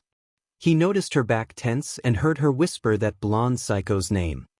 "Ochako, what are you doing?" Tsuyu gulped. Uraraka turned and marched up to Dabi, who raised an eyebrow, clearly enjoying the moment. It was only a second of eye contact, but Uraraka's hurt feelings were palpable. She slapped him across the cheek. "You guys were my friends." Her voice trembled with the weight of her question. "Why them?" Toga would chat with her at the bar during slow hours, talking about cute boys and relationships. Deku was always polite and well-mannered, albeit clumsy and funny. He would always have coffee in the morning and orange juice for lunch. "It's good for BLD loss," he would say. Uraraka glared at Dabi with tears in her eyes. He had sometimes been the only one there, and while it was scary, she felt a strange sense of safety. He never gave her a sincere look or tried to start a conversation. He only cast her aside with sarcasm or a glare. Yet he always left a generous tip and would ask for a doggy bag but leave it behind. Whenever her stomach grumbled, she could feel his eyes on her, a hint of concern there. That's why she always tried to be nice to him, despite her fear. But now, the realization hit her. He's actually been a villain all along. Was he only messing with me? Dabi's expression shifted, surprise evident on his face. He wasn't going to deny it. His eyes widened for the first time in a long time. Was he angry? Humiliated? No, guilt washed over him as he felt her disappointment. He raised his hand, fingers grazing her skin, and her fear was evident. The hesitation she always had at the cafe mirrored his own. "Ochako." A tongue wrapped around her waist, pulling her away from Dabi, but their eyes remained locked for a fleeting moment. "You're such a naughty waitress." She gasped, still staring at him, his honest smile hidden by a smirk as he let them escape. Izuku gulped. "I only came here because of Kota. I was hoping he would be here during Stain's plan. I didn't think someone else would be here." He shook his head. This wasn't the time to think about it. His wings spread protectively around Kota. "Don't worry, Kota. I'm not going to let anything happen to you." Deku. "Be but you're not a hero." "What?" Izuku's eyes flared a dark jade. "You don't have to be a hero to do the right thing." He clenched his fist, biting his lip until it bled. "I won't lose control. I'm not evil. I will protect Kota." Battered and broken, his existence felt fragile. His limp arm dangled over the edge of the cliff, motionless. His jaw hung open, breathless, his face pale. "Am I dying?" I was scared. I was always scared. I still am. Why me, why now? Someone bumped into me. Sorry, I voiced, but it came out unclear. The bustling city never slowed down. I'm sorry. I tried to apologize, but they couldn't hear me. I was pushed around, trampled down, hitting the cold sidewalk. A shadowy hand reached out to comfort me. Bartender-san, I always reached for it. A deep breath filled my lungs and I coughed, coming back to life. Oh, you're back. I was wondering if I went overboard again. How many times has it been now? 13. 27. No, I didn't want to be here anymore. I was in the city, living among everyone. That's right, I was alive. Oh, what is it? Shut up. Leave me alone. All Might will save me, with a smile, is that right? How amusing. Don't mimic his smile. He will definitely come. He can save everyone. Even me, my shackles felt too heavy for my hollow body. Am I even breathing? Oh, what's this? Passing out again. It's not even been a minute. Or could it be that this time, this is where you're fading to? Where you find isolation and solitude. The only comfort in the canals of your mind. Do you even know where you are? Where am I? Was I fighting somebody? I was protecting someone, right? I was protecting myself. I was scared. I don't want to die. What's going to happen to me? I don't want to disappear. Hey, your coffee's getting cold. Huh. My empty gaze lifted from the table I didn't know I was staring at. It was her. She was holding her cup with both hands, curled up on the chair, staring out the window. I shared her view. Only pure light, nothing else. I turned back to her. You don't even know my name, she mused, sipping her drink. What was she drinking? Izuku wondered. How could you even know what I would choose as a drink? Are you alright? What happened to her after my fight with Nomu? The last thing I remember was it breaking my mask guard during the final blow. Yup, Peachy. I'm living inside the final thoughts of a dying hero. Man, you didn't even try to get to know me. I'm dying. What about Kota? Yeah, your quirk has stopped activating. Don't you remember? She nodded towards his memories. Izuku's right eye widened. What? He charged straight for Muscular, who smirked at him. Oh, I can't wait. With a powerful step, Muscular lunged forward. Izuku barely raised his arm in time. He's fast. The impact broke into Izuku's bone, launching him against the mountain wall. He muffled a cry of pain, clutching his twisted arm. His flames ignited, healing. Muscular straightened up. What's this? You can heal. Seriously. I get to have some fun. Izuku stood, gripping his repaired arm. He glanced at Kota. Why isn't he running? Izuku flinched as Muscular lunged again. He leapt, flapping his wings, but Muscular crashed into the crater Izuku had left. You're fast. Muscular vanished from Izuku's sight. But I'm faster. Izuku gasped, feeling the presence right behind him. Oi, can I pluck these? Muscular clutched the roots of Izuku's wings. Izuku's green eyes filled with disbelief as he desperately clawed at Muscular's hands. Stop it. Muscular pressed his boot down on Izuku's back, pulling at his wings. It was hot but dense enough to form a grip. What's the matter? I thought you were going to protect him. Why are you flying away? He ripped the wings off and smashed Izuku down onto the ground. Izuku cried out, feeling the back of his shirt burn with seeping blood. Muscular landed in front of him as Izuku struggled to stand. He's faster than me, stronger than me. He ripped away my wings. My wings.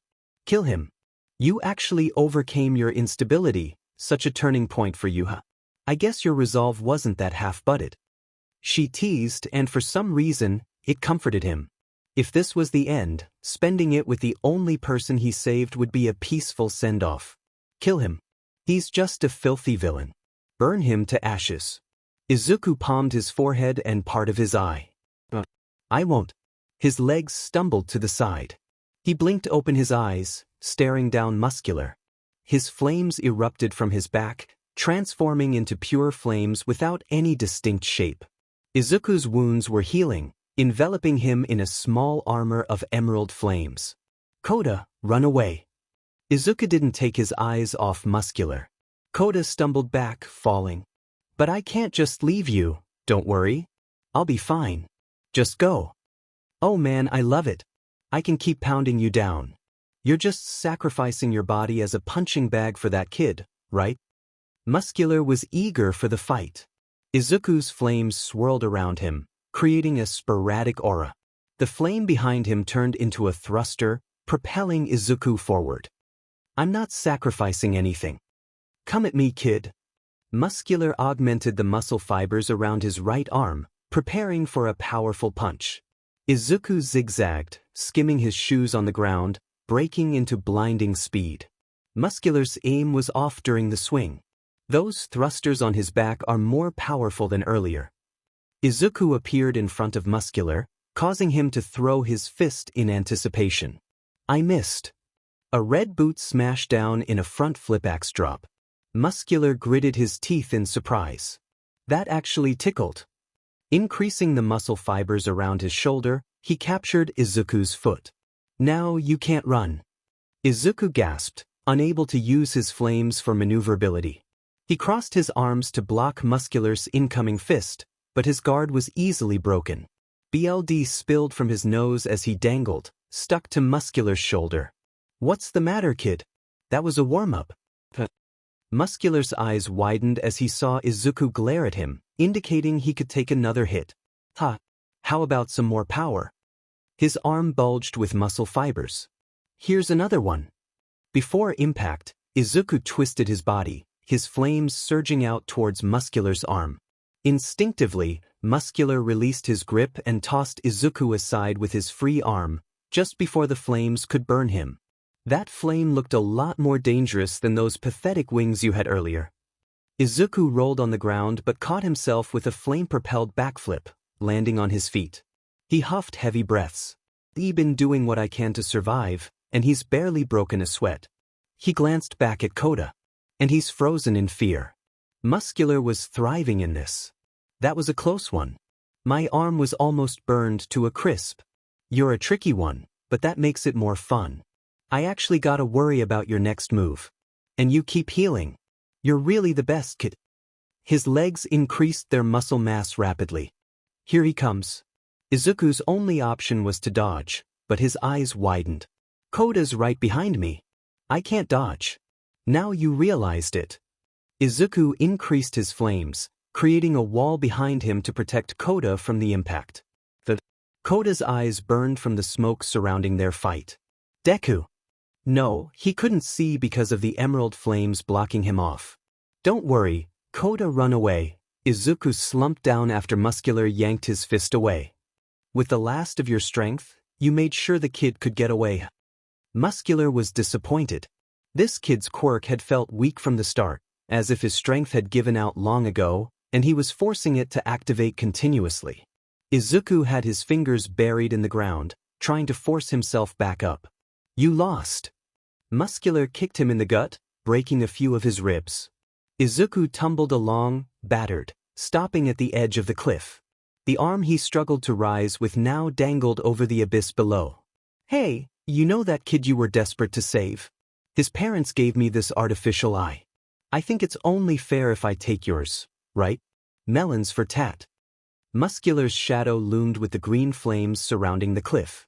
You won't need it. Izuku's back arched at the forceful grip Muscular had on his jaw.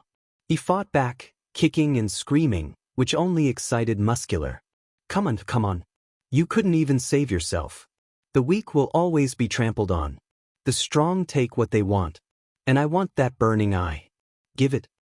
The grip squeezed, crushing his jaw, and a broken rib was about to puncture his lung from the weight of Muscular's knee pinning him down. Stop. Stop it, Thagakia. That's how you ended up here, she mumbled. You were weak. Izuku glanced down at his hand. I always knew my quirk was failing me. I felt like this was inevitable. One day it would just stop completely. He wasn't sure if she cared or not, but she was paying attention, sipping on her cup. So why didn't you just walk away from all this and live happily? You make it sound simple. This life never gave me the option. You made it complicated for yourself. You wanted to be a hero with your final breaths, right? When I fought All Might, he completely devastated me.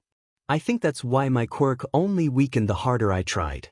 I was never close to being a hero, was I? So was it worth it? I saved someone at least, right? I saved you, right? At least one person. But you're leaving everyone behind. Toga, Dobby, Sting. She placed her elbows on the table and held her cheeks with her palms, bored. What happens to me now? He had to know. Life and death were always so scary to him. She freed one hand from her face, twinkling her fingers, waving at him. You're just gonna be another memory now, Izuku Midoriya? Kota, if you can hear me, please run straight for camp. I'm sorry I don't know where your secret spot is. Just don't come looking for me.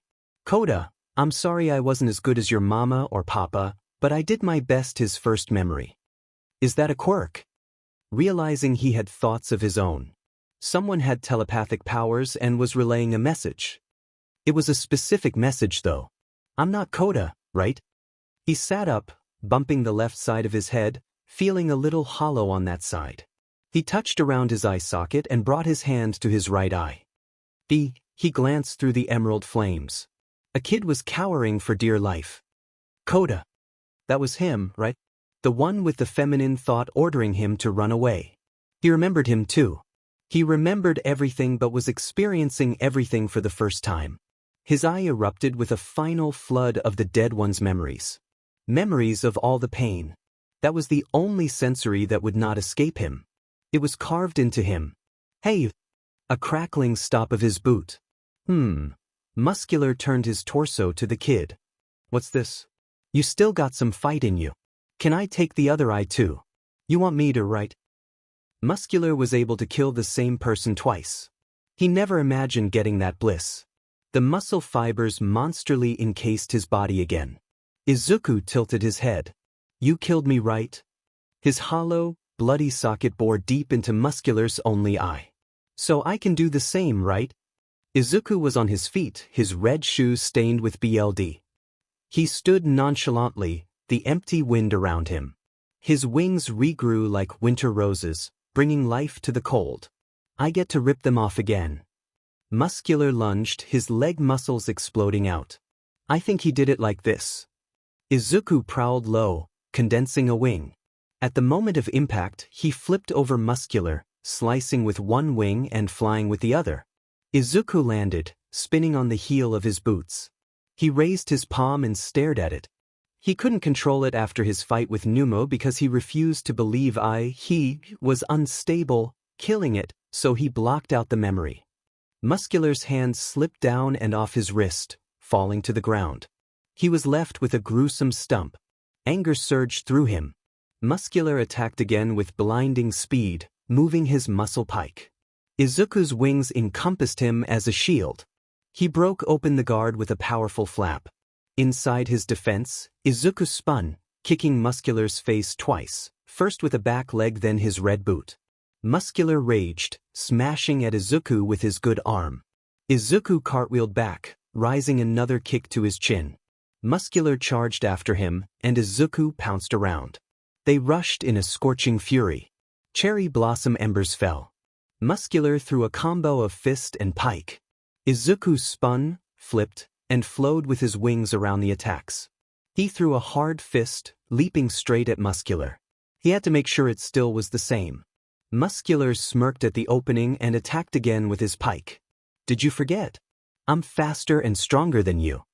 A dead center hit. Izuku crashed off the cliff, falling with a gushing chest wound, glaring up at the night sky. It feels exactly the same. The pain. His flames regrew around him. He glided his body upright before soaring high with his flaming wings. He stopped, turning down to the cliff with Muscular. What are you waiting for? He yelled at Deku. Izuku aimed his arm down, calling out his powerful wing, which flapped forward. Muscular's eyes widened as he braced for impact. A hail of emerald flames rained down on him, slicing through Muscular like glass shards. With sheer force, the new flames extinguished the old ones. Izuku landed on the cliff, staring at the clearing smoke. Muscular was wheezing, his guard up, his chest heaving as he stared back at Deku. His body was riddled with burn holes, and his muscle fibers weren't regenerating where they had been burned away. "The Muscular gasped, realizing one wing had been the fuel for the attack, now dispersed. "Your flames aren't like before, those were barely birthday candles. These are infernos. You were just messing with me earlier." "Nanny. That wasn't me." Izuku took a step forward as the smoke cleared. He took another. Kota was still there, and Deku's boot gritted on gravel. Kota's eyes widened with each step. He only wanted to protect Kota. Deku bolted forward. Muscular roared, not waiting to be attacked, trying to take a decisive move. His eyes grew wide, and his arms fell limp. He couldn't move them, all his muscles had holes. Deku grabbed his throat midair. Muscular coughed as his neck was pushed back. Izuku threw his body up into a handstand, exposing his throat. "I intend to kill you." Izuku swayed down, his only wing guillotining straight through, lopping it off. Deku twisted in a viper landing. He stood tall with a straight back and a proud, blazing wing. His head was down, hiding his expression. Kota saw him do it, and he fumbled at the steps approaching him, his eyes gasping wide. "Deku." He stopped to hear him out. "Why can't you be a hero?" "Gulp. Because I'm a villain." Walking away, Kota dropped to his knees. "The person who saved me killed the one who killed my mama and papa." Kota clutched the few grass blades beneath him. "Villains, I hate them, I hate heroes and villains. All you guys want to do is kill each other." Deku ignored his outburst. "Why me?" Deku's eyes and steps stopped. His shoulders dropped. I don't know. I don't want to lose my aunt either. If more of them came, then they're just gonna kill her." "His aunt? Was that the first voice I heard?" "Then go save her." Kota stopped sulking, staring up at Izuku's back. "You hate them, don't you? Heroes and villains. Go, stop them, or do you want a villain to save her?" Kota's eyes tensed. "You'll go save her. Like I did you. Your aunt will be the only one left. Everyone will hate her. Blame her. They'll outcast her, all because of a villain, and she'll hate you because you asked a villain for help. I don't care. I don't care about any of that." "You sure? Just go save her." He swallowed his pride. "Please."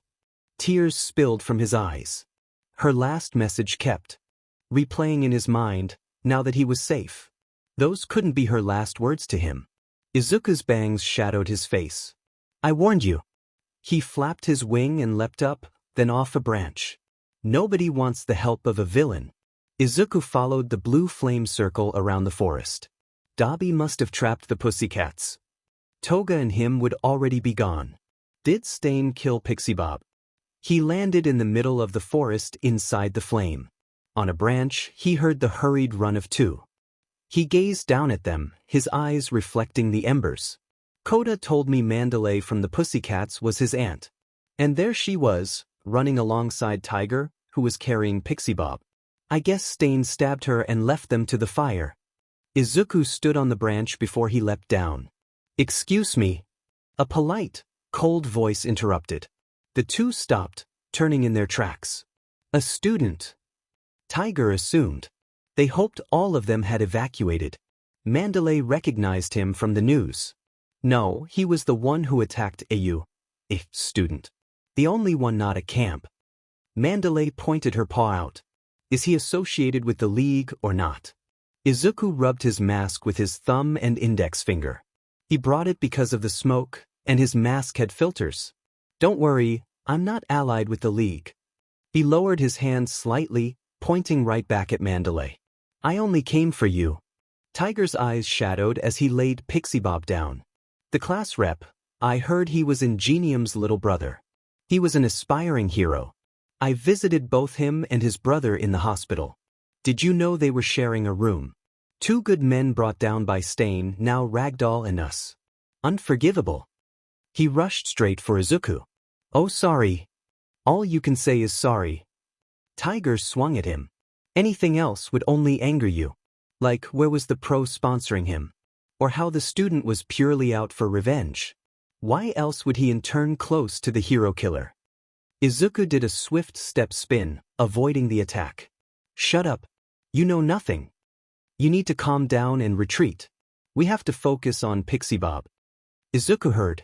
He expected Tiger to agree, but instead, he continued his attack. He leapt back until a leg swept under him. Izuku's eyes widened as he fell back. Two-paw boots uppercut dropkicked him. He turned his head to the right, trying to look down. She sent me a fake plan and Tiger a real one. Izuku was rocked up. Tiger was in the air waiting for him. Izuku rose an eyebrow. They didn't notice my wing. He was about to fly away, but a hand wrapped around his leg. Izuku glared at Tiger, who had a firm grip on his leg, yanking him back with a powerful force that left Izuku momentarily winded. Watch out, it's an attack. Mandalay warned Tiger, attempting to distract Izuku with her mind games. She leaped high from a tree, and both Izuku and Tiger's eyes widened at the twinkling feathers surrounding them, which ignited in a series of small explosions. Tiger's grip loosened, giving Izuku the chance to kick away and escape. Izuku landed beside Pixie Bob, while Tiger, still determined, stood his ground. Izuku's gaze shifted to Mandalay, who was bombarding him with deceptive strategies meant to confuse him. I'm just trying to get you out of here. You'll die, she insisted. Really? Please save me. Sure, he replied, reaching out his hand, but she dashed past him, slashing at his stomach. Like I'd leave with you. Izuku winced, dropping his hand. Lies hurt. He pondered the difference between knowledge and experience. I'll save them too if you like. He tried, testing a lie for the first time. Mandalay gritted her teeth, ready to pounce. Kota asked me to. Her resolve faltered as she hesitated. Kota, where is he? I can take you to him if you want. Izuku offered. Don't listen to him. Tiger, struggling to stay upright, faced Izuku. You think I'm lying? Kota is safe, Izuku asserted, raising the same hand he had extended to Mandalay. Even if you might not be. It is surely a trap. Why yeah, Mandalay refocused. We'll escape and reunite with Kota and the students. They were specifically targeted by 3 villains and had been separated from everyone else. Pixie Bob had been attacked, and Ragdoll was missing. It was a dire situation for the Pussycats, and Mandalay needed to guide them through it. As Tiger and Mandalay attacked simultaneously, Izuku sighed. Tiger leaped forward, while Mandalay lunged at him. Izuku defended himself with a wing, and in a swift motion, he tossed Tiger aside, the condensed blade striking with force. Mandalay froze, gasping in shock. T-Tiger. He didn't even use his wing. Her eyes widened as she noticed another flame emitting from Izuku's lower back. A tail. Tiger crashed into a tree, BLD splattering as he struggled to rise. Izuku turned his attention to the sound of Tiger's ill-bred breathing. He'll die soon, he noted, scanning for Pixie Bob. So will she. His gaze turned to Mandalay, cold and uncaring. It's the end of the wild, wild Pussycats. What will you do? Mandalay bit her lip, her eyes filled with despair. Kota, she whispered. Why you guys after heroes? We just want to help people. She couldn't abandon Kota or the Pussycats. I'll keep fighting until the end. Is that so? Izuku's other wing burst forth, and he charged at Mandalay, gripping her throat tightly. He soared upward, avoiding everything below. Her windpipe was constricted, and she felt herself fading. One eye was wide open, the other shut. He flung her to the ground, and she skidded across the dirt. Kota rushed to her side, relief flooding his features. There you go, Kota, he said, standing at the edge of the cliff. Mandalay tried to glare at Izuku while supporting herself with one arm, rubbing her throat with the other. Kota was crying on her shoulder, and her gaze was drawn to Izuku, who radiated an otherworldly aura. His wings scattered gentle feathers over the cliff, the emerald flames contrasting with the dark night. Thank you. Kota shouted to Izuku, both Mandalay and Izuku's eyes widening in surprise. Izuku ignored the moment, his expression hardening. Mandalay bit her lip, staring at the ground. Did he truly try to save her? Did we needlessly attack him? She wondered, clutching her throat before looking back up, but he was gone. Izuku returned to his tent, noticing his mask guard had fallen around his neck. Toga, he called out, but she was nowhere to be found. A note on their sleeping bag caught his attention. Surprise waiting for you at home. Written in BLD, with little hearts drawn around the words. He closed the note and stepped outside. They went back, huh? He murmured, realizing they had returned to the city. Can't you wait for Izuku to come back? Nini, I bet you can't. Toga's voice rang out, her knife glinting in the light. Her demeanor shifted as she slid the blade against her skin, then perked up. I mean, you get to say thanks in person. Oh, I bet Izuku will love my surprise. Izuku opened the door to their apartment. Guess what? The news reported 2 missing students. Dabi lounged on the couch, raising an eyebrow at Izuku's somber demeanor. Deku? He questioned, noticing the change in Izuku's appearance and body language. What happened? Izuku's expression remained cold as he took off his mask guard and placed it on the counter. He rubbed his cheek below the missing eye. He died. Who? A villain. From the League. Izuku ignored him. I'm going to shower. Dabi kept his eyes on Izuku's back as he stepped inside the bathroom. What? He shrugged. Deku was still Deku. Whatever. Trying to go to sleep, his eyes closed for a moment, then opened. He stared at the ceiling. The forest was a lot more tranquil. I can't sleep. Izuku stared at the mirror. This is my face. He tapped his nose, rubbed his eye, and ran his hand through his hair. He glanced again at the mirror, staring at the hollow pitch-black eye socket. This is who I am. It felt strange. This thing they call life. What are we supposed to do with it? What can we even accomplish? Does it matter? It didn't matter what he accomplished in the end. He's gone. Izuku Midoriya had died and was replaced by an Izuku Midoriya who was reborn. He walked back into the living room. Dabi flung something at him. It hit his face and fell as Deku caught it. A chrome skull eye patch with 2 straps, one going over his eyebrow and the other over the bridge of his nose. Cover that. Dabi returned to his TV. He didn't know what happened to Deku and didn't care, but if he left it exposed, it would get infected. What's that waitress name? Izuku placed the eye patch over his hollow socket. I don't really like it. I'll take it off when I can. Uraraka, Dabi. Her name is Uraraka. He didn't ask why Dabi wanted to know. He simply left to look for Toga. He closed the door, stepping out into the hallway. The damp, cold air echoed through the halls from the broken windows and open doors. His ears picked up laughter. The room. He walked to it for the first time, remembering it.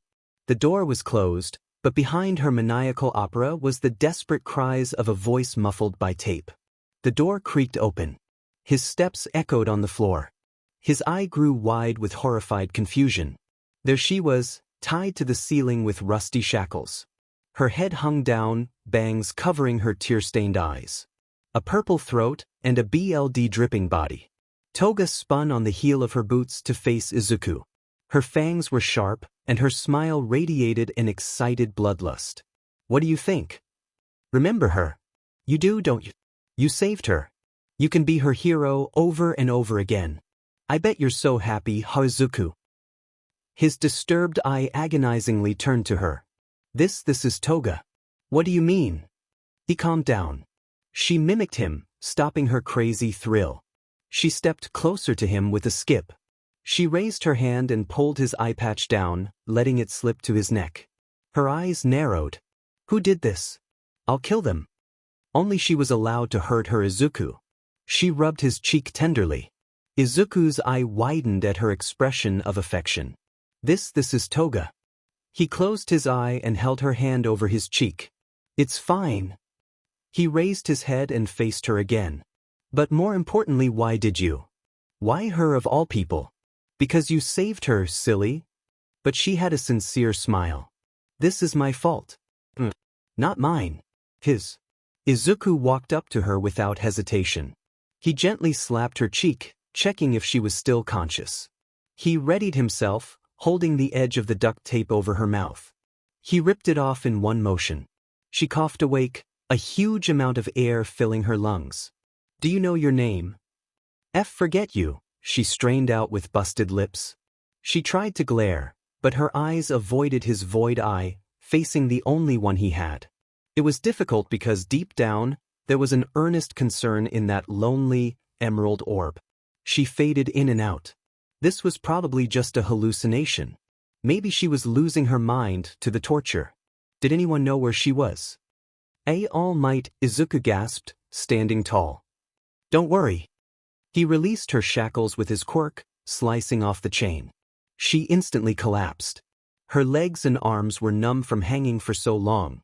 He took off his green sweater and laid it over her mangled body. He bent down and picked her up bridal style. Izuku. Toga gasped, clutching her knife. I knew it. She's a love rival. His lips lifted crookedly and he tilted his head. Thank you, Toga. It was a great surprise. You wanted me to save her, right? Her grip released. Izuku, darling. She held her cheeks, shifting bashfully. One of her boots rose up behind her knee. She shyly giggled. I knew you would love it. I'm sorry, I just thought she was taking you away from me. You would never leave me. I just get so scared of losing you. Sometimes I could just kill us. I'm sorry for being such a baka. It's okay. He kept his forced smile. When I get back, let's talk. It's important. Her eyes grew wide. A marriage confession. He walked past an infatuated Toga. She ran to the door, waving out the hallway to him. I love him so much. Izuku walked down the stairs. The floorboards squeaked with his empty steps. She was holding his sweater, hiding her body and neck. She noticed it was warm and toasty, his quirk having burned a hole through it earlier. Another step. Her eyes grew, and she shrunk deeper. Deku turned down the stairwell. Sorry. I didn't ask for this. Her shaking eyes caused him to sigh. Her fingers clutched the fabric of his collar. Her voice was fragile, now shattered. She strangled me, a heartbroken dream. With my own quirk, Izuku's back tensed, and the arms under her firmed. She squeezed his sweater tighter, crying into it. I can't be a hero anymore. His gaze fell to the face buried in the sweater, her short purple hair giving off a rocker vibe. Guilt and sorrow filled his expression. Her ears were bleeding, and her earphone jacks were missing. Toga twiddled the tangled headphones in her hand, resting her elbow out the window. Izuku has a fan now, right? Knock knock. Izuku struggled with a hand, unsure where else to go with the girl in his arms. She's a student, right? The only one I should know is. A shuffled pair of steps approached, and someone peeked through the peephole. An uncool shriek followed as she yanked open the door. Deku, how could you be a villain? Blink. How did you know? His voice was cold but surprised. Uraraka looked at the person in Deku's arms, horror washing over her. Jiro. Oh no. What happened? One of the missing students stood before her. Izuku ignored her yelling, pushing inside the apartment. She needs help, and I didn't know where else to go. Uraraka slammed her door shut, stomping inside. Everyone is looking for her and Bakugo. He didn't lie then. You and Dabi are villains. He shook his head. Can we talk about this later? He nodded toward the girl shivering in his arms. Uraraka felt guilty for her earlier reaction.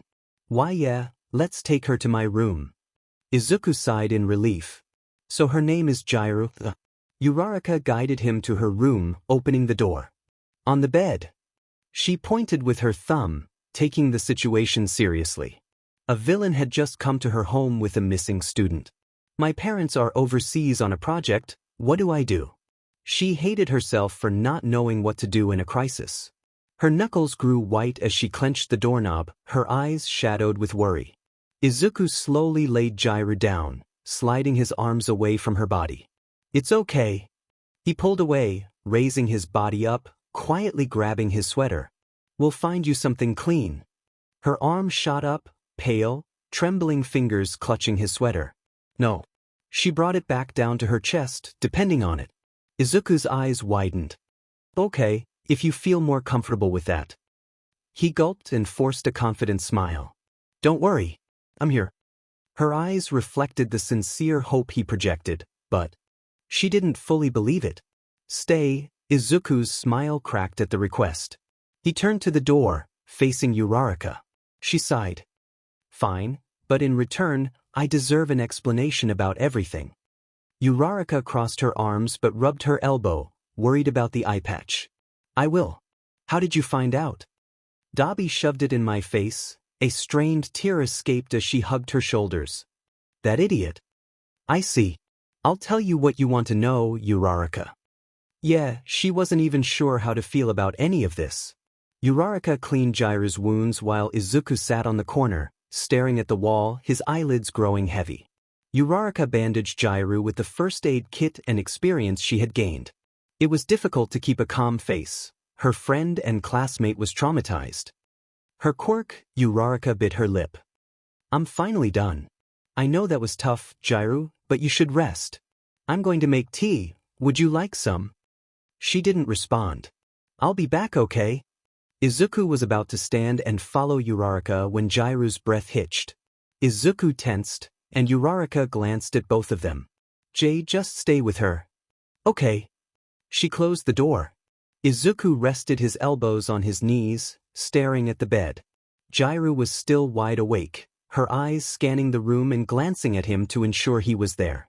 Anytime he moved to get comfortable, her eyes darted to him. How are you feeling? He attempted. She didn't reply but continued to stare directly at him. After I leave, I'm sure Uraraka will take you to a hospital. She clutched the sweater with a distraught fear. I mean I'll be right here. She relaxed a bit but remained reserved, holding the pale complexion of the moonlight. Lonely and purely a reflection of what was the light of a day she would never bask in again. Are you a villain? A barely coherent whisper escaped her lips. Izuku stared at his hands and knees. I don't know. Her anxiety eased slightly at his words. All she heard was no. She was safe here, right? My quirk, how could she be a hero now? Izuku's emerald eye reflected understanding. In front of him stood someone quirkless. And maybe it will grow back. Her body stiffened, unsure if that was an insult or an attempt at comfort.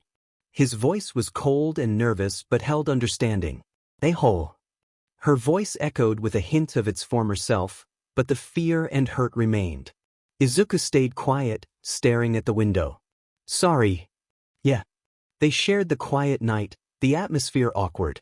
A breeze sneaked in through the crack of a window, grazing her bare shoulders.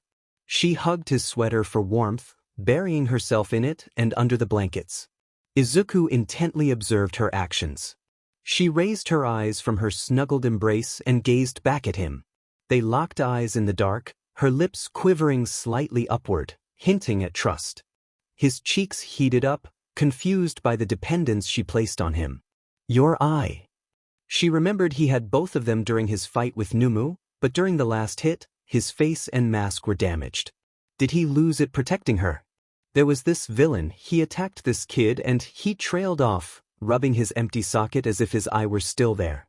So you lost it protecting someone else, bummer, dude. She scoffed weakly and coughed. Izuku's eyes widened at the familiar nature she was presenting. It's the same as the conversation he had with her before he disappeared. It really is. Her cough subsided and she raised an eyebrow. Uraraka opened the door and set the tea on the small table in the middle of her room. In that instant, Jiro's body tensed again, and she clamped her mouth shut. Izuku's eyes narrowed as hers grew scared. She's mute and terrified again. He scanned Uraraka, then Jiro again. She was actually sounding better. Do you think you can drink some? Uraraka's polite voice carried some cheerfulness, trying to soothe her. Jiro didn't reply and looked like she was trying to shrink and hide behind his sweater. Uraraka sighed, disappointed. Izuku cleared his throat. Jiro, is it okay if I call you Jiro? He smiled gently. Jiro peeked out at him with one eye. His lips rose to reassure her. See, can you try and drink some? Okay. It hurt Uraraka to hear her voice so delicate, a desperate note about to go unheard. Not the rebellious tone she usually carried. Uraraka sat beside her on the bed, helping her take a sip. Izuku's straight lips dropped slightly. Even if she sounded livelier earlier, her body was still he didn't want to accept the guilt clogging in his throat. Toga did this for him, Drew coughed with a strain. Uraraka set the cup down. Rest up, Kay. She helped Jiro lay down, but her body winced in pain at the touch. Uraraka's eyes glistened with unshed tears after she finished helping Jiro. She was sitting on her knees. Across the table was Deku. What happened to Jiro? What did you guys do to her? Izuku's gaze fell to the table before rising to meet Uraraka's. I found her like that. I don't know. Uraraka's knuckles were shaking over her lap. Is that so? Then what were you guys doing at the training camp? You attacked us with the League of Villains, Izuku recalled the fight with Muscular. You're wrong. I don't know why the League was out there. I had my reasons, but there was this villain who attacked Kota. I knew it. Her optimism slipped out. She clamped her mouth shut, looking back and sighing. Jiro looked like she was asleep, or at least trying to. You're the one who saved Kota and Mandalay. Ever since I saw that eye patch. Kota explained everything but never said your name. She looked a little sad though. Honestly, that's the only reason I haven't called anyone on you. You saved them, just like everyone at the cafe. You're not really that good at being a villain, you know. I'm not. She raised her shadowed eyes, tilting her head, her bangs swept across, and she smiled.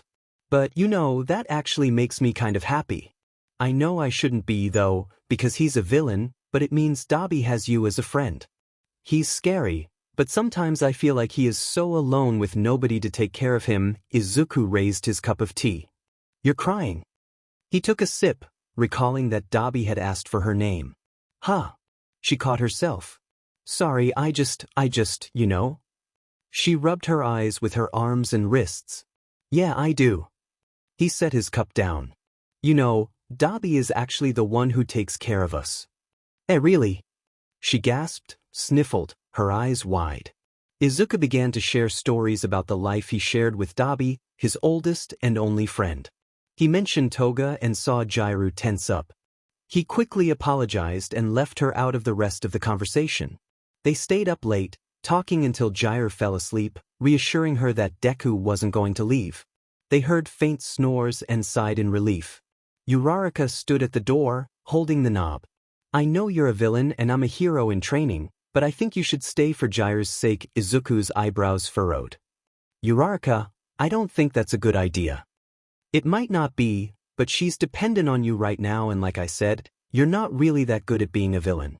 You're more like a hero, so give it your best. She gave him a thumbs up before opening and closing the door. Era.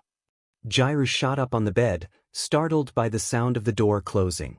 She snapped her head left and right, calming down when she saw him staring back at her. You're still here. I told you, I'm not going anywhere. Izuku gulped but took a seat on the bed. Jiro's eyes swelled with tears, and she broke down into sobs, burying herself in his embrace. Izuku froze for a moment before wrapping his arms around her, rubbing her back in what he hoped was a comforting manner. They ended up lying on the bed, her face buried in his chest. Her voice croaked out disconnected sentences of her shattered dreams and lost hopes. A tear fell, desperately wishing none of this was true. A voiceless whimper echoed her despair. Izuku stared at the wall, the moonlight illuminating the room in the quiet of the night. Morning arrived, bringing a clouded sky. Uraraka opened the door. Izuku was sitting on the floor, staring at the bed. She's healed, he said quietly but firmly. Uraraka blinked, checking the sleeping Jiro. But how? My Quirk, he replied, folding his arms over his knees and resting his chin on them.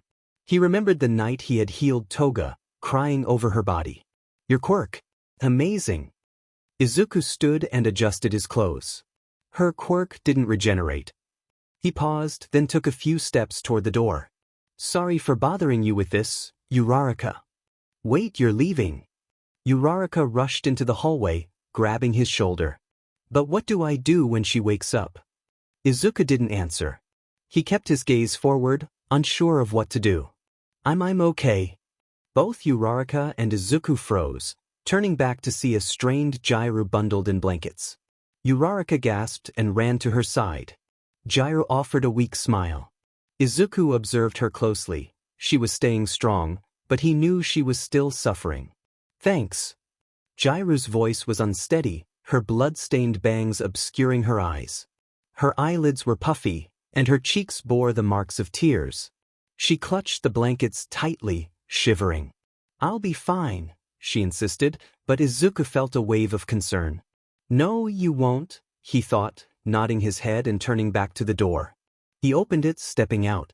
"But you'll be there, right? To save me?" Uraraka's voice was filled with worry. Jiro sounded more like a victim than a hero. Izuku's muscles tensed, and he closed the door gently behind him.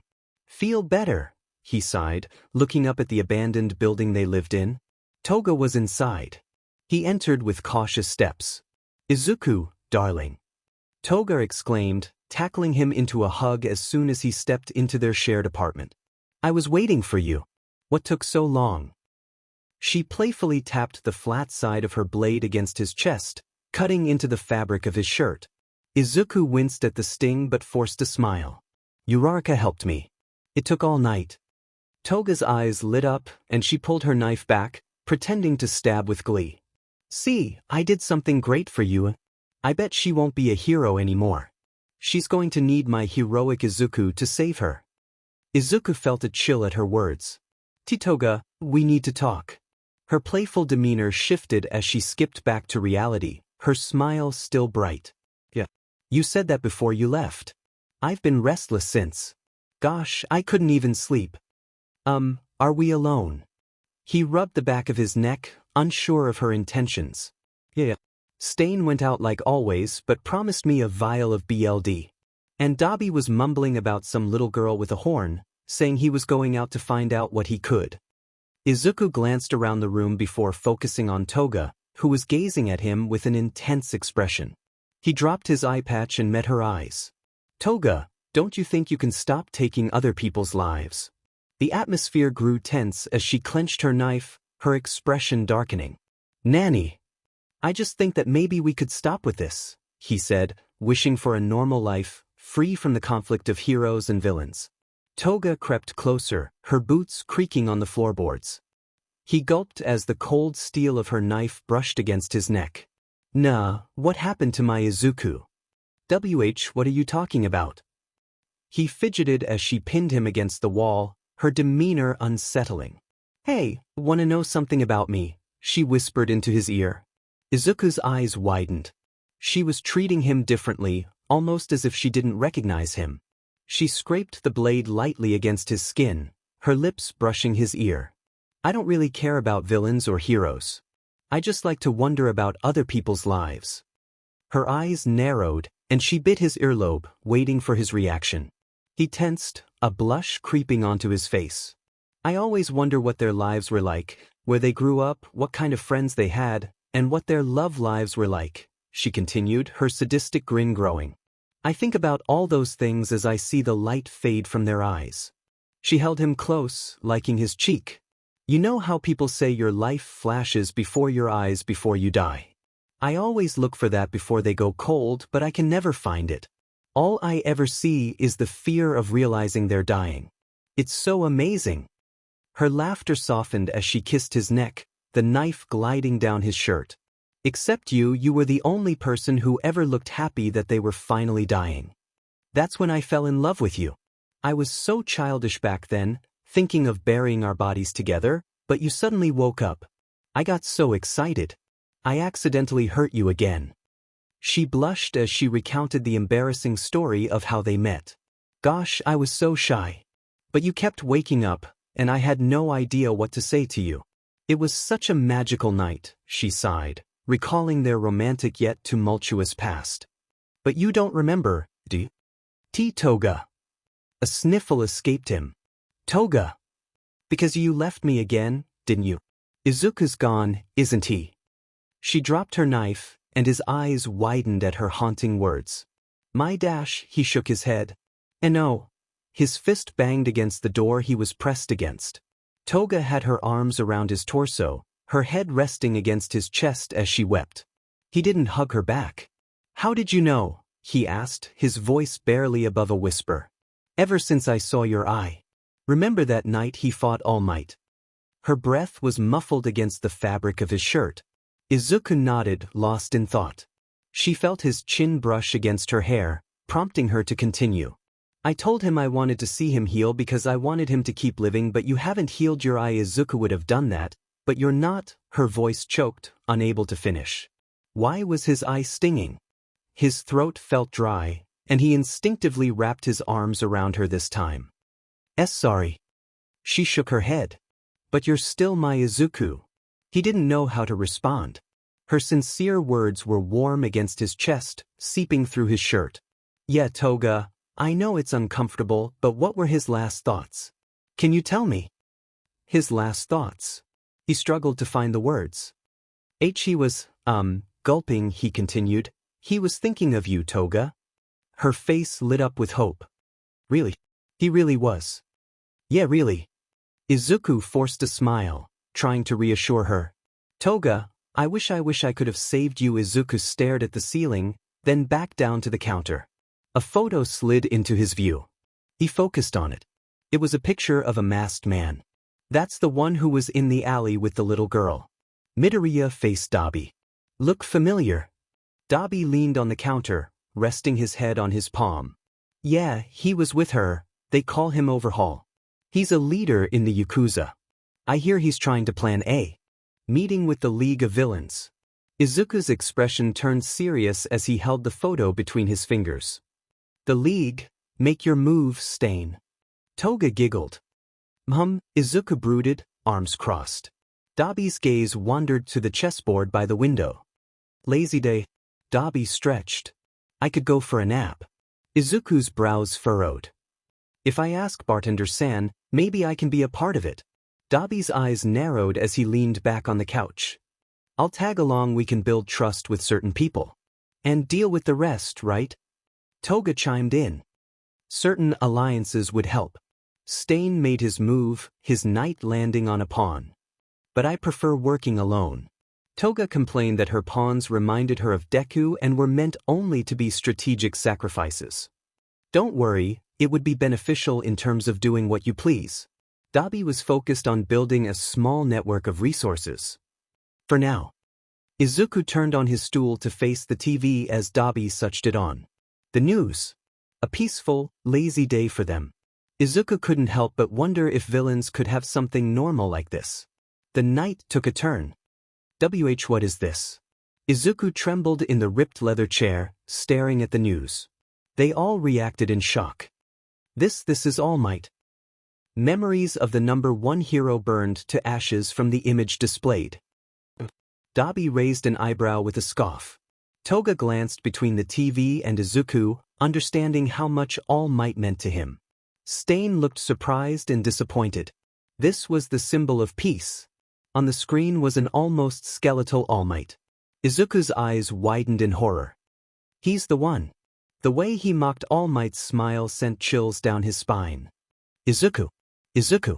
Toga called as he sprinted out the door, determination in his emerald eyes. She followed closely behind. Dabi played with fire in his hands. That's the leader of the league, right? A chance to take him and All Might out at the same time would be ideal. Stain glared at the chessboard. It was her move. What's the matter, All Might? All for One sneered at the number one hero, now a shadow of his former self. Where's that smile you're so proud of? He raised his hands in a mocking gesture. It's amusing. This is the number one hero. How utterly amusing. Bloody and battered, All Might stared back at his greatest foe. I will not falter as the symbol of peace. Neha. Exactly the words one would expect from a falling hero. All for One ascended into the night sky. I will prepare the final blow. A multitude of quirks combined to create a grotesque, apocalyptic fist. All Might readied himself for the impact, his eyes widening as a green comet soared through the constellations.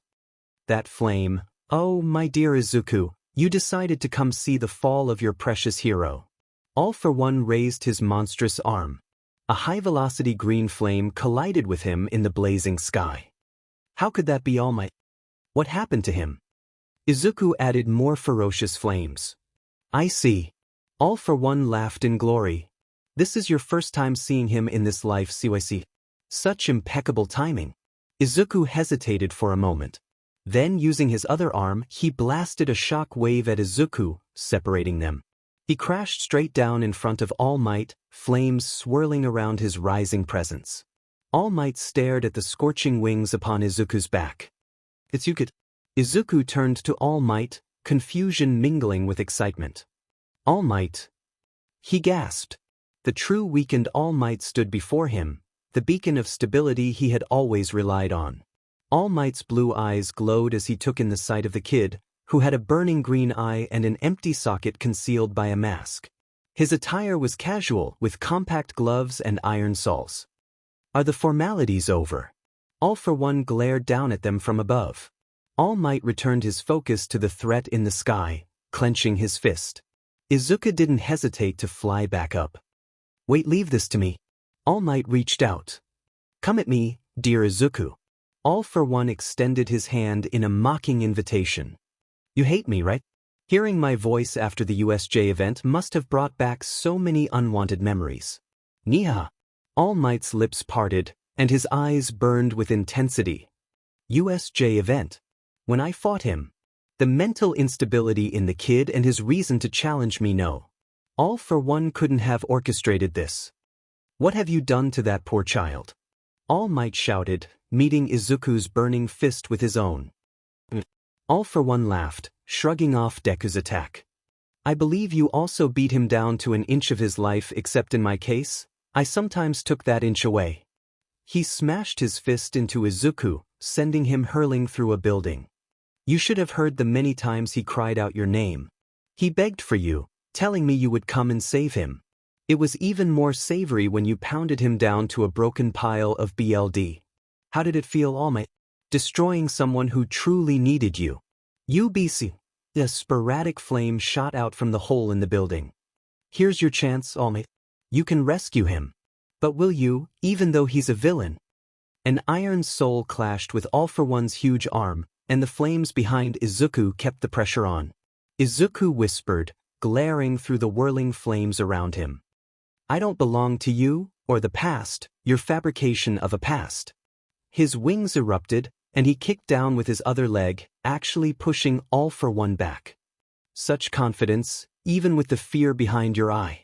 All for One flew back, breaking the contact. Izuku flew vertically down for a moment before fixing himself and soaring high toward All for One. Please, another direct attack. All for One unleashed an unrelenting shock wave at Izuku's predictable movement. Izuku was hit point blank again, crashing off a roof and skidding down the wall, breaking windows. Flames curved his fall, propelling him back up. He left an erratic trail of fire, never going directly at All for One but closing in on him.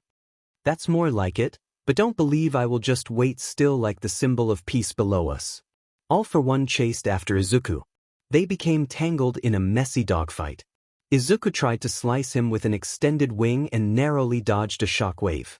His iron soul kicked All for One's huge arm, and Izuku shot out feathers with a powerful flap of his wings. They flew like burning arrows, but All for One weaved through them. Izuku was phased. All for One moved inside Izuku's guard and landed a powerful haymaker. BLD rained down in front of All Might. All I'm doing is standing here, how pathetic. All Might clenched his fist, his body flexing and growing. And you keep coming back for more. I should have figured as much. Unlike All for One, who could levitate, Izuku had to keep flapping his wings or adding move to his flames, making it hard to stay still. He's got a lot of quirks, but it's not just that, he's meticulous. He knows exactly what his next move will be. Think. Izuku flew around All for One. You'll keep coming back. I should know, I've used that quirk many times before you. The pain is addicting, isn't it?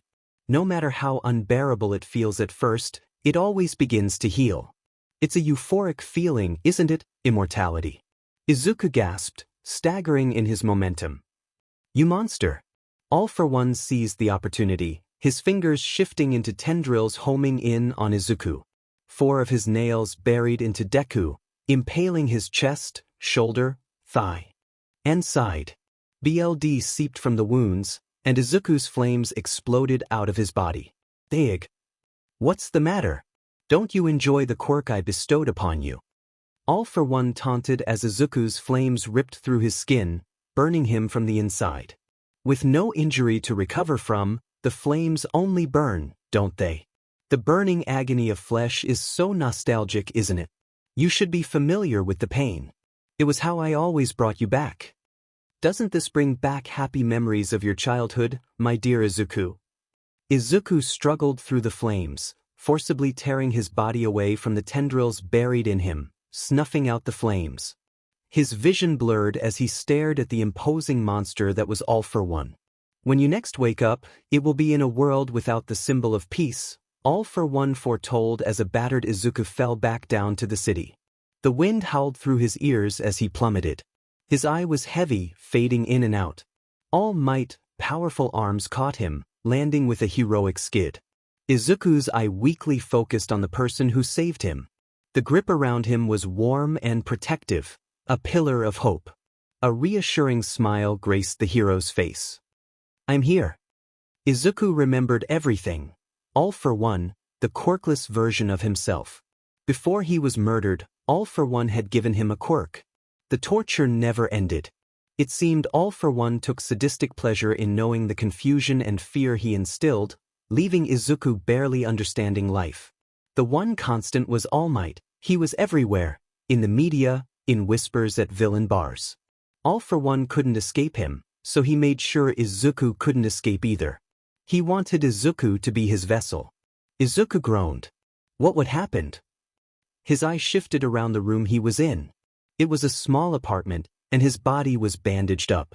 He wasn't used to needing medical attention, but he realized he was completely healed. He sat up on the couch.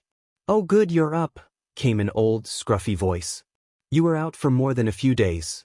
That forced quirk activation did some nasty stuff to you, kid. Izuku turned to the voice and saw a chibi old man. Beside him stood All Might. There's a lot to talk about, huh, kid? All Might gave a weak smile. He had defeated All for One. We don't usually allow for these situations, but we see this as our fault more than anyone's. All for One had control of your life. I'm sure in a way, he still does. The old man and All Might were aware of everything All for One had done to Izuku. I let you down. I should have followed my gut and investigated more, Gran Torino said as he sat with them. They explained the special pardon he had been given by the government. Even though he was manipulated by All for One, that wouldn't excuse all his crimes. At All Might's retirement announcement, he had told the story of Izuku Midoriya, a story of lifelong tragedy, a life worth redeeming. All Might had begged for a chance at redemption. If he wasn't the symbol of peace, none of this would have ever happened for you, you know. Gran Torino was apprehensive but committed to seeing this through, as he had always been involved with All for One. I don't know what to say. This is all so sudden. Almost all of my lives have been labeled as villainous. Lives? Don't you mean life? Izuku shook his head, clamping a bandage over his eye socket. So, this life is my own now. He glanced at Gran Torino, then at All Might, his hero. It isn't that simple, kid. The government is going to have its eye on you. One slip up and it's over, Gran Torino lectured. All Might tried to reassure him. What he means is, you have to be extra careful, more so than your ordinary hero. I can't go unstable. I can't lose my mentality. Don't worry, he's gone, I know he is. Izuku kept his hand over his eye socket. Gran Torino and All Might exchanged glances. All Might smirked and slapped Izuku's back. What are you, some kind of fortune cookie? Lighten up, my boy, you're free. Yeah, you're pretty gloomy, kid. Oh, sorry. I didn't mean to, so where do I go from here? You're going to be living here with me. I got to WHP you into shape, kid. Era. Don't worry, I will be here as well. But because I'm retired and have nothing else to do. But mostly to watch over you, young Midoriya. I still don't understand what exactly it is I'm getting ready for. Your hero permit, they both said in unison. My hero permit. His eye widened. I have a chance at finally being a hero. His voice cracked. It won't be easy. Not just from the government or heroes, but everyone will be looking at you, a villain turned hero. Gran Torino had to be upfront with him. All Might was being overly optimistic. Honestly, this is more of a social experiment. Are you up for it? Unfortunately, it is as he says, but I have faith in you. All Might stood tall, transforming into his muscular form. Congratulations, All Might. Back then at USJ, you showed me the meaning behind your fists. Every blow, every single time a fist connected with mine, I felt it, the pain behind every single one of them. But I also felt the ironclad resolve of a hero. Izuku's eye widened. USJ when he fought All Might. If that hadn't happened, I would never have been given this chance. Izuku's eye filled with tears as he mourned his former life. Thank you so much for giving me this opportunity. Izuku expressed his gratitude to All Might and the Izuku who never gave up on being a hero. I will live up to his name, Deku. He clutched his arms over his heart, tears streaming down his face. Gran Torino had tutored Midoriya on hero procedures and how to act in a crisis. He was also asked to take school exams to assess his knowledge, and to everyone's surprise, he excelled in almost all areas. Izuku explained that Bartender-san had given him a proper education, flashing a huge grin, and then requested a glass of orange juice. Izuku was asked to share any information he had on the League of Villains, including Stain, Dabi, and Toga. He provided minimal details about Dabi and Toga, stating that Stain would always follow his ideals and that they were more informed about him than he was. Stain's movements were always unpredictable. Izuku shared valuable insights about the League of Villains but remained silent about Bartender-san. All Might and Gran Torino packed as much knowledge and training into Deku as they could. Then the day of the permit exam arrived, and Izuku joined the other aspiring heroes. Unlike them, he didn't have a school until the exam concluded. For him, the permit exam was treated as his entrance exam. I'm sure you all know who he is, and some of you might be nervous or worried, but rest assured he wants to be a hero just as much as the rest of you. Please welcome him to Class 1A. Introduce yourself. Wait. I am Izuku Midoriya. It's a pleasure to meet all of you. Please take care of me. Hello. Yo, Deku. Dabi. How did you get this number? That's how you talk to me after we don't hear from you. Sorry, I didn't mean it like that. I have to be careful. How's Toga? Yeah, I'm fine. She's missing. Really? Then she's already targeting me. Another thing. Stain, he's sticking to his ideals, Dek. What? You can't mean Stain, would he really? So, the both of them are after me. Just wanted to give you a heads up. Thanks, Dabi. I got into contact with the League. They are planning a meeting with Overhaul soon. Figured you have your hands full. Don't worry, I'll let you know how it goes. You still want to save the little girl, right? Yes, Dabi, why are you helping out so much? There's more to it than just the girl. Something about a new society he keeps talking about sits wrong with me, even Stain feels it. It's like Overhaul wants to cleanse more than just heroes. I'll send you the details if you are still trying to go. Thanks. Dabi, one more thing. What? Have you ever wanted to be a hero? Have you been to the cafe lately? He pressed his hands on the desk and abruptly stood, creating a sudden tension in the room. Izuku rose from his bowed position, his gaze meeting that of another student. Kakani, he thought, wondering how the two could even interact. Sensei, are we going to the training room today? Bakugo asked, his explosive aura palpable. Bakugo, Sishalout, dude, Kaminari tried to ease the tension, waving his hands. But he's the guy who found Jiro, right? Bakugo glared at Uraraka for an answer.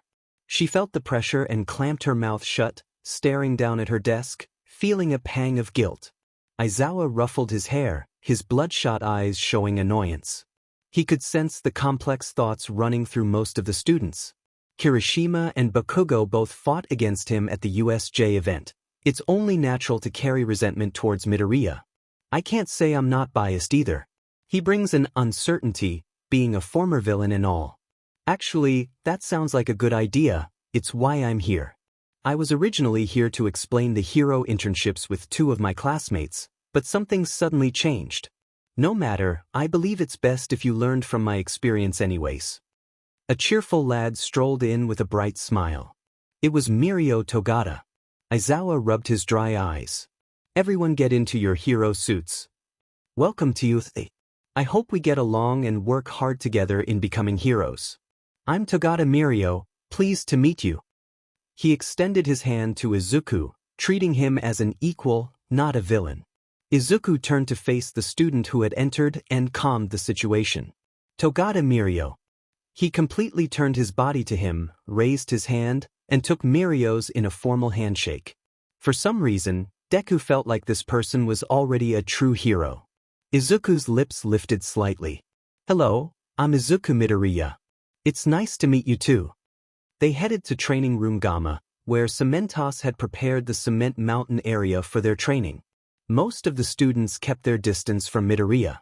He couldn't help but replay Kaminari's words in his mind. Jiro isn't here, what happened to her? He subconsciously looked left and right for her. Deku, it's great that you're not a villain anymore. Uraraka was the only one in class trying to interact with him, though she was hesitant. Most others shot her disapproving looks, except for a few like Tsuyu and Todoroki. Tsuyu introduced herself to Izuku after they changed into their costumes, saying he was probably only a villain due to circumstance and told him to call her Tsuyu. Why, I'll do my best. His cheerful smile faded as soon as she looked away. Gulp. He was definitely nervous, his lips quivering with anxiety as he subconsciously searched for her. To be a hero. To be going to you. To have a chance at something normal. But you're not normal, are you, Izuku? You're a villain, aren't you? His eye widened. What was that? He gritted his fist. This wasn't happening to him. He bit his bottom lip, almost drawing blossom. Kirishima's jaw almost dropped. The place had become a stadium. The ceiling was exposed, stands lined the walls, and huge lights illuminated the space. All the teachers and students were seated, watching Mirio and Class 1A. Yup, it's pretty great, right? Mirio pointed out with a thumbs up. But why is everyone here? Tsuyu asked, her finger on her lips. Observation, Aizawa replied, his hands in his pockets, an annoyed expression on his face. Even the press was present, glaring curiously at Izuku, who was deep in thought. He shook his head, trying to ignore his own worries. Aizawa lifted an eyebrow at his new student's behavior, letting Mirio take charge while he remained casually on guard by the sidelines. Yash, whenever you guys are ready, come at me. Mirio declared proudly. What, all of us against you? Someone asked. A simple test. Without hesitation, Bakugo blasted ahead of the pack, charging straight at Mirio. Die. He scowled, noticing Izuku running alongside him. Why you? He gritted his teeth. Kaken, I have to prove I can be a hero too. Izuku replied. Don't give me that CRP. Bakugo shouted, aiming his palm at Deku. An explosion erupted, and they both skidded to the side, caught between the class and Mirio. Aizawa observed, as I thought, the tension between Midoriya and the students would blow up easily. It doesn't look like just Bakugo. All the students subconsciously readied themselves as soon as Midoriya took action. He ruffled his hair. This isn't good. Midnight nudged Eraserhead. What do you honestly think of the new student, Izuku Midoriya? I want to believe in him and All Might, but I can't help but be on guard around him. She crossed her arms, a thoughtful pout on her face. Well, that's the way it is with villains. It's probably why he was assigned to my class, my quirk, you know. Second, I'm not going to lay out my thoughts on Midoriya just because you're curious. If I act objective of the fact that he was a villain, it will only compromise this delicate situation. Aizawa put in some eye drops, needing to stay alert for the class. Midnight nodded. Maybe it wasn't just because of your quirk, but also because of who you are as a hero and teacher. Aizawa remained silent, watching his students. Die. Bakugo shouted, launching himself forward. That DMN Deku. Kaken. Izuku backed out of the way just in time, executing a backflip corkscrew. He landed a short distance from the students on a stone formation created by Cementos. Mirio ruffled his hair. More or less expected from a hothead. He had seen Bakugo at the sports festival, but he observed how the other students would react to Bakugo's actions. Two kunai flew at Deku. One scraped his cheek as he dodged, while the other was deflected by his masked guard with a loud clang. Izuku focused on his attacker, recovering quickly. She was below him, staring up at him. Sorry, that was for Jiro and the class rep. The hand she used to throw was shaking. But how could anyone think it would be okay for you to be in our class? Especially after what happened to those two.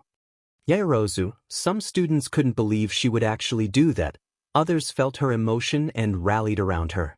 Izuku stood above, staring down. Her words pierced him, but his empty eye socket radiated a cold aura. Wait, something was wrong. Look out. Izuku broke the staring contest to warn them. Mineta, Mina, Aoyama, and Kaminari were already defeated and moved off to the side. What? But we barely started. Izuku tried to get a grip on the situation. Where's Togata? It's always best to get rid of the long-range fighters first, don't you think? Mirio said, appearing right behind Deku. But I don't know about you. Izuku gasped, reacting just in time. A step back, a shuffle kick straight to the chin. It went right through Mirio, who was already transitioning through a punch. Wadash. The fist traveled through Deku's instinctive arm guard and hit dead center on the chest. Izuku was rocked off the cliff, falling back. He quickly fixed himself, kicking off the concrete wall and skidding to a halt on his boots and fingers. Izuku stood up with a cough. A phasing Quirk. He's gone again. Uraraka pointed up. Izuku's eye widened. Then he can teleport. 2 quirks. He searched around, hearing 2 loud thuds. Kirishima and Bakugo had fallen. Man, if you guys would have worked together as a whole class, maybe it would have gone better for you. What? Bakugo too? No way. Uraraka exclaimed, standing next to Izuku. He's right. That one moment where we didn't focus on him, Izuku gritted his teeth. They were being taken out one by one, dwindling fast. Before long, it was just Mirio and Izuku left. I've noticed you haven't used your quirk, why is that? Mirio asked. I don't really like using it unless I have to. Is that so? Yash, then I decide you have to. Mirio said, a hint of humor in his tone. I decline your order, Izuku replied, a slight smile forming. Mirio shrugged. I tried. He took a serious pose. Izuku nodded, gripping his fists shut, imbued with resolve. Mirio's marble orbs narrowed. I'm not going to underestimate you. I won't either, Togata. A dim emerald flame glowed from Izuku's eye socket. Togata sure is strong, he mumbled, his sore muscles groaning at the mention of the name. Izuku trudged back to Gran Torino's home, feeling happily exhausted after his first day at Ukulele. Unlike the other students, he wasn't living in the dorms. He was specifically supervised by Gran Torino. As he walked, he mulled over how different this life was going to be. Suddenly, he was startled by a familiar voice. Then guess what, Izuku darling? Toga appeared, straddling him in a playful manner. We get to go to the same school. Hey, did you see my uniform? It looks good on me, right? She leaned in close, her playful demeanor making him uneasy. Don't worry, I'll make sure we're never too far apart. With a quick embrace, she vanished, leaving Izuku stunned. Toga, he exclaimed, scanning the busy street for her. Where is she? He thought, but she was gone. Shaking off the encounter, he continued walking. He spotted someone at the crosswalk and narrowed his eyes, but quickly dismissed it. Toga wouldn't, he muttered to himself. Just then, Uraraka approached, cheerful as always. Hey, I was gonna go visit Jiro. Do you want to come along? Izuku hesitated at the mention of Jiro. I don't think that's a good idea, he replied, feeling a pang of anxiety. But that's what you said last time, even though you really came through for her, Uraraka insisted, tugging at his uniform. Izuku's sweat dropped, realizing he couldn't refuse her. Okay, but only if Gran Torino gives me permission. He pulled out his old flip phone, a reminder of his humble beginnings. Uraraka waited patiently, rocking back and forth. Finally, he clicked on Gran Torino's contact. Hello, came the voice on the other end. Ah, Mr. Gran Torino, I was asked to spend time with other students. Is that allowed? Who is this? It's me, Izuku Midoriya. Toshinori. How? Yeah, it's fine. Build relationships with your fellow classmates. They're future heroes as well. Izuku stared at his phone, surprised by how easily he had received permission. Hey, he gave you permission, right? Come on, let's go. Uraraka urged, knowing how much Jiro needed to see him. She explained how Jiro had been traumatized by the events involving All for One and how worried she was about Izuku's safety. As they approached Jiro's house, Izuku felt a mix of anxiety and determination. Uraraka knocked on the door and introduced him as they waited. When Jiro's mom opened the door, Izuku felt a wave of apprehension. Hello, Jiro's mom. We came to see how she's doing. This is Deku, by the way. Can we come in? Uraraka said smoothly, despite the tension in the air. Oh yes, Jiro's mom replied, her tone revealing her lingering distrust. Izuku's heart sank, feeling the weight of being seen as a villain. But I suppose you did protect her during the Nomu incident, and Uraraka did say you were the one who found her, she continued, softening slightly. So please accept my gratitude. I know you're not to blame. Come in, she said, and Uraraka elbowed Izuku, giving him a thumbs up. He scratched his cheek bashfully, reminding himself, no, I won't be a villain again. All Might, I won't let you down. I'm taking my first steps to becoming a hero. As they entered, Jiro's mom led them upstairs. She has been a shut-in since she was released from the hospital. Her father is on tour, and I've been taking care of her, she explained, knocking on Jiro's door. Honey, it's me. Your friends came to visit. If it's Kaminari or Momo, make something up. I'm just not in the mood, came a weak voice from inside. No, Jiro. It's me and Deku. Uraraka called out, nudging Izuku to speak as well. Yeah, it's us.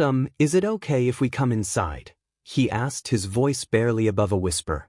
Silence followed, and then they heard her faint response. Yeah, please be gentle with her, I'm worried, her mother whispered as they nodded in agreement.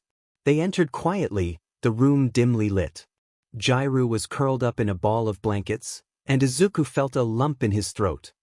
I saw the news. Are you okay, after? She asked softly. Izuku hesitated, unsure of how to respond. Uraraka nudged him again, urging him to say something. Thanks, I'm okay, but I came because I wanted to check on you. Do you think we can talk face to face? He managed to say, trying to muster his courage.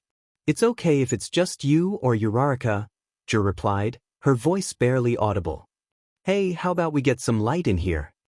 Uraraka exclaimed, rushing to the curtains as Jiro slowly emerged from her cocoon of warmth. She swiped the curtains apart, letting the sun in. Era. The sky was gray, and the dull light crept inside. With a final lazy struggle, she lifted herself up on the bed. A sheet fell off her face like an autumn leaf. She wore an oversized plain white t-shirt and black pajamas, her knees and calves buried in the sheets as she tried to sit up. She was about to tuck her hair behind her ear but remembered her cords weren't there. She hesitated, rubbing her arm instead. Her shirt slipped down her shoulder, and she hugged herself to keep from shivering.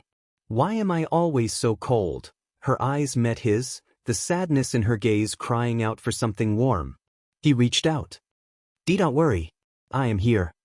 In that moment, the empty light from the gray sky radiated a delicate glow off her porcelain skin, illuminating her as a portrait of unsung beauty.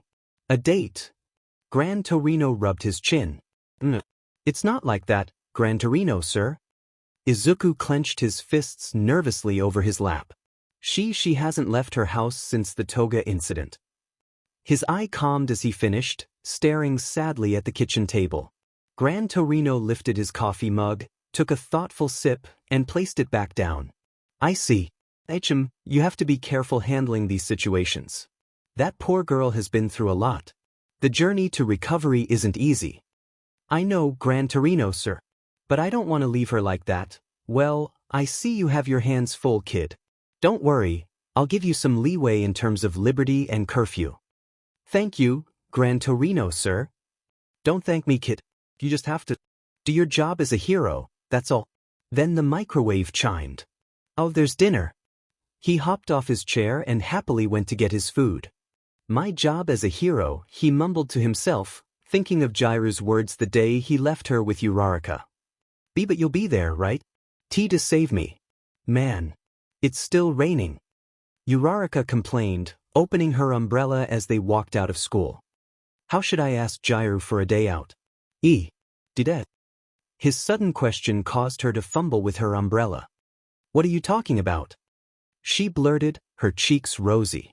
She hadn't thought Izuku was interested in something romantic. Why you can't take advantage of her? She's in a delicate place right now. That's definitely something Dabi would do. She accidentally blurted that last part, her imagination running wild. Izuku furrowed his eyebrows. What? Then he understood what she was saying. His cheeks tinted up slightly, and he stared at the ground in shame. And no, I didn't mean it like that. He tried to explain, stuttering. I was just thinking of a way to help her get outside. I think it could help her. I wasn't thinking of anything weird. Uraraka's face shifted from embarrassed confusion to delighted intrigue, especially as she saw his innocent intent. That's a good idea, Deku. She looked up past the brim of the umbrella. Hey, you should ask her out today. Izuku's eyes widened. I can't just. Sure you can. Jiro once told me the rain is her favorite. This is probably your best chance to get her outside. Her eyes twinkled with the thought of Jiro being more social. I really want to help her. I really want to see her back at school. Her expression turned a bit sad, a small tear threatening to spill. So you have to help her, Deku, okay? Uraraka, he gulped before nodding. Why? Uraraka wiped her eyes, refusing to sniffle.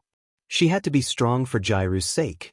Let's start planning operation, make Jiro smile. Izuku smiled at her enthusiasm. Yeah. Let's start. Let's head to your place. Oh, and I'm gonna need your phone. She chirped happily to the confused Deku. Don't worry, you'll be fine. Uraraka slapped his back cheerfully. Just do your best. She skipped ahead and rang the doorbell to Jiro's home. Wait, Uraraka. He reached forward, but it was too late. Good luck, she grinned, hopping away before the door clicked open. Izuku stood frozen as the door slowly creaked open, trying to think of a reasonable excuse for being there without Uraraka. Hello, Midoriya, Jiro's mom said, opening the door. Izuku's anxiety grew as he struggled to find coherent words. Jiro's mom, yes. Her glasses glinted with confusion. Uraraka isn't here. She scanned the nervous teen in front of her, noting he wasn't in his school uniform. Oh, I see. Her expression shifted to one of parental amusement. Izuku shivered. It's not like that. Why is everyone assuming that? He waved his arms defensively. I was just hoping to get her to go out again. I want to help her. She could be ready too. When I texted her, she said she was willing to try. He ended his embarrassed protest with earnest intent. She stopped teasing, her expression serious. I know. She placed a hand on his shoulder. A mother has a tendency to worry for others. They shared eye contact, and she noticed the purple bag under his eye. You have to be able to take care of yourself before you can do so for others. His eyes widened as she lifted her lips lightly. Now please come inside. Thank you for, he struggled to find the words. She sagged her shoulders with a smile. You're welcome. Hey Jiro, it's Deku. He knocked on her door. Come in. Her voice sounded more lively than when he first found her. It had been a few weeks since his first visit, and she was making progress. He stepped into her room after opening the door and gasped at the sight of her. She was sitting up properly in front of her vanity mirror, wearing a black turtleneck sweater, a modest yet form-fitting white skirt, black pantyhose, and low-heeled boots. Her punk rock flair was evident with her purple lipstick and eyeliner, and there was a sense of resolve behind her look. You, he stammered. You look. He stopped, realizing she was staring back at him through the mirror. Clearing his throat, he adjusted his eye patch. She smirked. Thanks. She focused on her reflection. I'm tired of seeing a pathetic me. Today, I'm going to be strong. A shaky breath escaped her as she lifted a thin finger to wipe her eyes. You've been strong, Jiro. Through everything, you've been strong. He dropped his gaze to the floor. She shook her head, a weak scoff escaping her. Don't do that. But I mean, I know, but there's only so much supportive Deku I can take. She playfully groaned. His words left him and he smiled. Then today I'm normal Deku, and no, Izuku, just Izuku, okay? His smile broke into a full grin reflected in the mirror. She raised an eyebrow in tease. Didn't know this Izuku was so cheesy, but you look good too. She smirked as she observed his outfit. His signature red shoes, black slim cargo breathes, a green shirt with punk written across his chest, a black jacket, and his mask guard around his neck. Thanks. Uraraka picked out the clothes, and so I've been told how cheesy I can get, sorry. He took a few steps closer to her. You ready? With a warm smile, she nodded, taking a deep breath. Just about. They shared one last smile in the mirror before she got up and walked to him. She gently grabbed his mask guard. You know, I'm really fond of this. Really? Izuku raised his hand to hold part of it too, staring down at it. I guess that makes sense. He lifted his gaze to meet hers. You know why I wear it? She casually snickered. How would I know, dude? He chuckled lightly. Sorry, but it's because All Might would always be able to save anyone with a smile on his face. But I was a villain and most of the time I never knew what to do. I was always terrified, yet I always wanted to be a hero. One day I realized, how can I save people with a smile if I'm always scared? He let out an amused sigh. That's when Dabi just said to cover my face. He actually said, just hide that stupid mug, but ever since I wear it. Even if I am scared I want to save people, doing my best to reassure them, even if it's not a smile. He finished with a proud smile. She burst out laughing. Oh God, you know how to ramble. I'm sorry, I'm not making fun of you. She held his shoulder for support. It's actually really sweet. Her laughter calmed to a small smirk, fading into honest thanks. Because of that I'm still here. Sorry for laughing. She felt it was rude, but he was just too adorable. Don't apologize. It's the first time I've heard you laugh. I like it. Her cheeks flushed a pink tone. Did he really notice something like that? Wait, is this a date? Jiro, you ready? Yes. I mean, gulp, why a dude? They had spent many days together since Izuku first visited her, almost every day since. They had become really close. Izuku couldn't help but think of this as her hand continued to squeeze his for moral support. They were at a bus stop waiting alone. With one hand, Izuku held an umbrella, his other arm latched onto by Jiro. He maintained a calm demeanor, knowing it was hard for her just to take a step outside. He wanted today to be great for her, to help bring her confidence and trust in people back. The silent rain was interrupted by the stopping bus. It opened its doors in front of them as people exited. Izuku was about to take a step, but he hesitated. Jiro was petrified, holding his arm. He wanted to say something but couldn't. Her eyes were vivid with anxiety. The bus driver waited for a few more seconds, shrugged, then closed the doors and continued on his route. They were left alone in the rain. The drops pelting the ground created a melody of silence. I'm sorry, and no, don't apologize, Jiro. It took a lot of strength just to go outside. I'm sorry, going to the movies was a bad idea. I should have been more sensitive. He felt her shake her head against his arm. No, I was really excited, but I just can't. Jiro's voice trembled as she buried her face in his jacket sleeve. I'm so sorry. She whimpered. Izuku closed his eyes, furrowing his eyebrows. He took a deep breath and opened them. Do you want to go home? She shook her head. Sniffling, she said, I want to be brave again. Frustration spilled over as she cried against his chest, wrapping her arms around him for warmth. You are Jiro. You really are. He placed his free hand around her head, gently combing through her damp hair. The umbrella provided shelter for this moment. She nodded against his shirt, knowing he was doing his best to support her. I want to be who I was before. She pulled back slightly, glancing up into his eyes. They quivered, but she managed a small smile. But thank you for staying. I don't even know why you do. You have no reason to. His hand slid from her hair to her face, gently caressing her cheekbone with his thumb. I want to help you, he said, resting his forehead against hers. The way you helped me. She gasped silently at his comforting gesture. You're warm. She unwrapped her arms from his torso, sliding her hands up to his neck. He almost flinched from her cold fingertips as they traced up to his cheeks. So warm. She noticed he was warmer on one side than the other.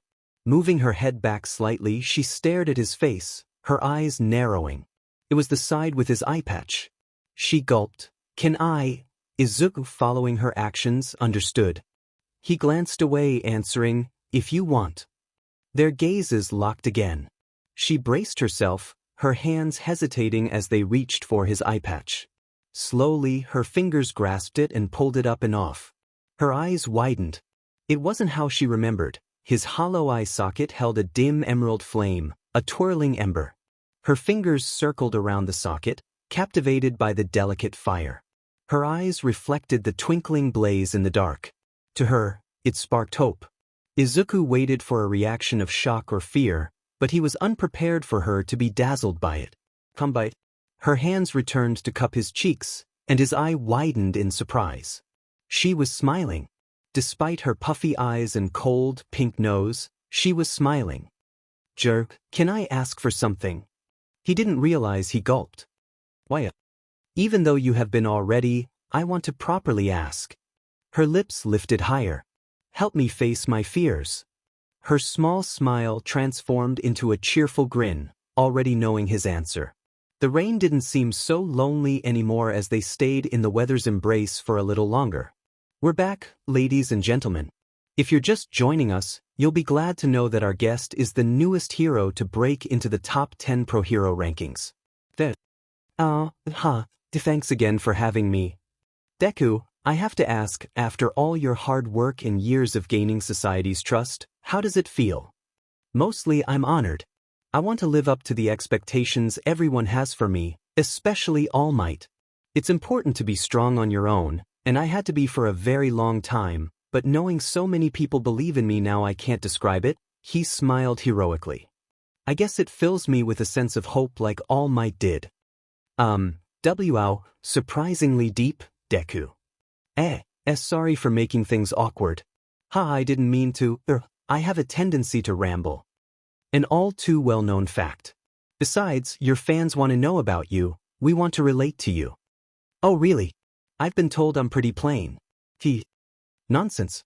Now, moving on to something that will help you relate to your fans. What about? What's the chemistry between the heroes you work with? I don't really understand. Now, no need to be modest. With all these rumors floating around, you should use this opportunity to clear some of it up. Sure, if it's for everyone out there supporting me. Thanks for being such a sport. How could a cinnamon bun like you ever be a villain? Now the question on everyone's mind, semi-dramatic build-up. You and Uravity, what's going on between you two? Uraraka, Uravity. Don't misinterpret, we only spend a lot of time together because we're close friends, as I am with the rest of my former classmates, although it was a shaky start. It just so happens I'm closer with some than with others. That's an utter shame for the fangirls going for the Bakugo Todoroki love triangle. Yeah, sorry for disappoint. Wait, what? And we'll be right back after these messages. Izuku walked out of the building where he did the interview. A droplet landed on his nose. He looked up. It's raining. His eyes narrowed slightly as his lips curved into a smile. It rained exactly the same way as that day, He didn't have an umbrella but didn't mind. I should get home. The smile stayed on his face. He lived in a studio apartment with a huge window facing the city skyline. He didn't have much furniture, he didn't care much for it. It was plain and ordinary, like he had been trying to live. He let out a content sigh as he opened the door. I'm home. Welcome back. Izuku set his keys on the kitchen counter as he stepped inside.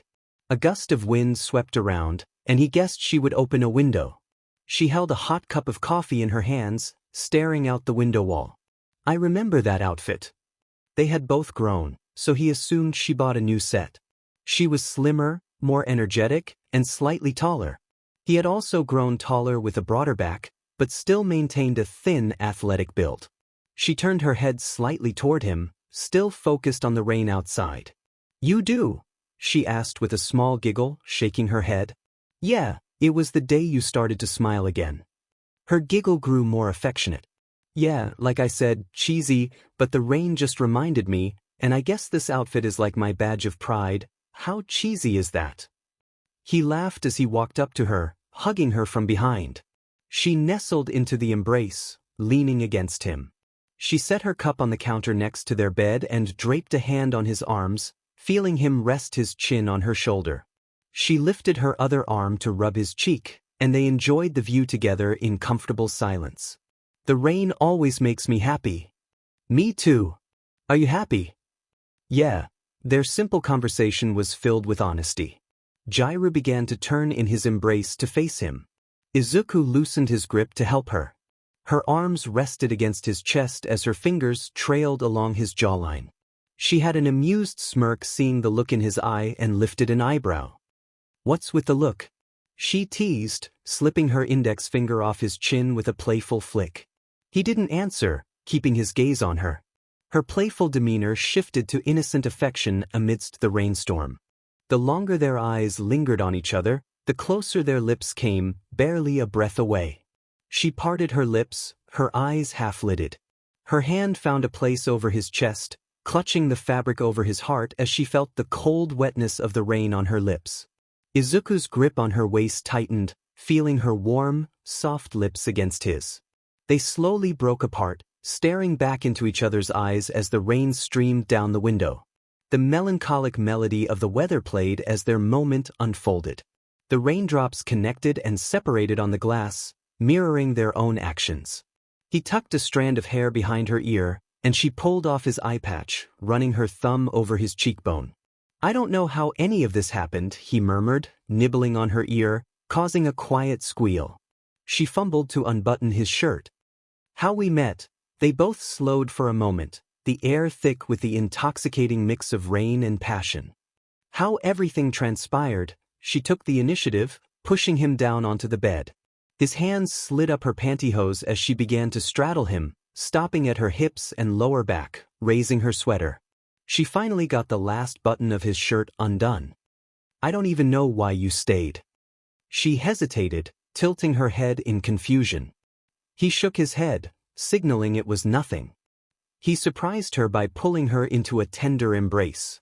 She giggled and playfully slapped his shoulder. They rolled around on the bed as the rain continued its serenade to the city. "I don't know if you know this, but you saved me." The rain began to clear, and moonlight blanketed their bed. She was cuddled against his chest, her legs tangled with his, sound asleep. Izuku stared at the reforming sky, his empty emerald eye reflecting the clouded constellations as she slept peacefully. He groaned awake, struggling with the weight on top of him. She stirred at his movement, stretching with an adorable yawn before flopping back onto him, cuddling. "Kyuka, I gotta get up," he chuckled. "No, you don't," she replied, barely awake. "You just over-prepare as much as you analyze." "Maybe you're right." "Maybe," he teased. "Okay, yes, you're right, but still, it's better if I get up now." "Nah, I won, so I decide." She crawled around him like a cat to find her phone, checking it before dropping it back on the bed. "We still have an hour," she mumbled against his shoulder, curling up on him. He sighed, feeling defeated. "I have to be there in an hour." He rubbed her back, kissing her forehead. "You just procrastinate because you can get away with it." "Yup." She kissed his jaw before they napped a little longer. 2 hours later, Izuku exclaimed, "I can't believe we actually slept for 2 more hours." He tripped while putting on his breathes. Kyuka was in the kitchen, getting coffee ready, wearing his dress shirt, loosely buttoned. "I was so comfy." "I was too." He winced. "Have you seen my eye patch?" He checked the spot where they had been last night. "Never mind," he said, picking it up. "Coffee's ready. Here, I poured it in a thermos." "Thanks, Kyuka, you're the best." He reached for it after fixing his eye patch. "But aren't I the reason you're gonna be late?" she asked, raising an eyebrow. She playfully flicked the eye patch strap over his nose. "Yeah, he chuckled. But it's a small thing that makes you know. Yeah, babe, I know. She kissed the tip of his nose, wishing him well at work. He kissed her forehead and said his goodbye, heading for the door. Kota followed behind him. Oh, don't forget, I'm playing tonight. You'll be there, right? Wouldn't miss it for the world. As cheesy as always, she snickered. But like you said, it's what makes you nerd. She playfully shoved him out the door. The hero nerd, Deku. Oh, shut up. She suppressed a giggle as he stepped into the hall. Be safe, love you. Love you too. He waved with a smile as he took his leave. The life in his green eye vanished as he left, replaced with a cold emptiness. It never was the same after the rain stopped. I don't think we can just stand here all day. Her words came out muffled from his chest. Izuku nodded, gently tapping her hair. He was thinking of a quiet place for them to be. There's this nearby park I used to play in a lot when I was a kid. That actually sounds nice. She lifted her face from his jacket, and they shared a smile. He began to pull away from the embrace, guiding her. We can walk it from here, come on? Yeah. They walked side by side under the umbrella as the rain fell around them like piano keys. As they arrived, Kota slowly began to detach from his arm. She scanned the area, her vivid eyes finding nothing suspicious. She gave his forearm a final squeeze before letting go, trying to do this by herself. Wanna go to the swings? Izuku acknowledged her effort and contently obliged. Sure, sounds fun. She wiped the droplets off the seat before sitting down. He stood behind her. Here, let me push you. It's okay, you don't have to. It's fine, I want to. He grabbed the chain links and began to swing her back and forth. Thank you. The umbrella was left off to the side as they played in the rain. They took turns on the slide and climbed around the jungle gym. There was a moment when the sun pierced the clouds for a minute or two, and the light shone on her face, framed by the twinkling droplets falling around her. She turned to him, basking in the glow of the light, and smiled. Izuku couldn't get that graceful image out of his head for the rest of their time at the park. Today was fun, Jiro said as they walked to her door. I feel so drained though. Well, you did a lot. You made some great progress. You really think so? All we did was go to an empty park. You took a step outside, Jiro. I know, that it is progress. She sighed at the door. I know, but at the same time, I don't know, What if I can't muster this resolve every day? Maybe you won't have to. Eventually, it will get easier, and if it doesn't, at least you won't have to be by yourself. I'm here, Jiro. That's not gonna change. She was inside her home, facing Izuku, who stood on the porch. She glanced down in thought, then faced him again. Thank you, Izuku. She took a deep breath and rushed out her words before she second-guessed herself. And next time let's invite Uraraka, and maybe Momo, and maybe more. I know they're worried. Izuku almost gasped but stopped himself with a small grin. Yeah, they are, but don't rush yourself either. Be patient. How about next time it's just you, Uraraka, and Yaoyorozu? And you, right? Izuku scratched the back of his head. He hesitated. Yaoyorozu's attitude towards him was still difficult, but he couldn't say it because of the pleading in her eyes. Yeah, Jiro, of course. Great. She accidentally squealed, then cleared her throat. Sorry, it's just, I haven't seen Momo in a while. I'm kind of excited. Why, yeah, it'll be fun. See you later. She happily nodded. Be safe. And thanks again for today. She waved goodbye and closed the door. Izuku sighed, walking away. I should probably text Uraraka. Maybe she can smooth things over with Yaoyorozu. He turned a corner, deciding to cut through the park. He preferred the quiet, scenic route. He passed by the swings, thought of her, and ignored the problem with Yaoyorozu for now. Today was fun. This was the normal life he had wanted for so long. Suddenly, a huge fist appeared before him. Villains don't deserve to show such smiles. Izuku's eyes narrowed. He didn't have any time. The fist crashed into him like a brick wall. He skidded and tumbled, his back reverberating off a metal pole. He took a painful breath. What? Coughing, he noticed some red His forehead was bleeding. He didn't want to activate his quirk yet. Who was after him?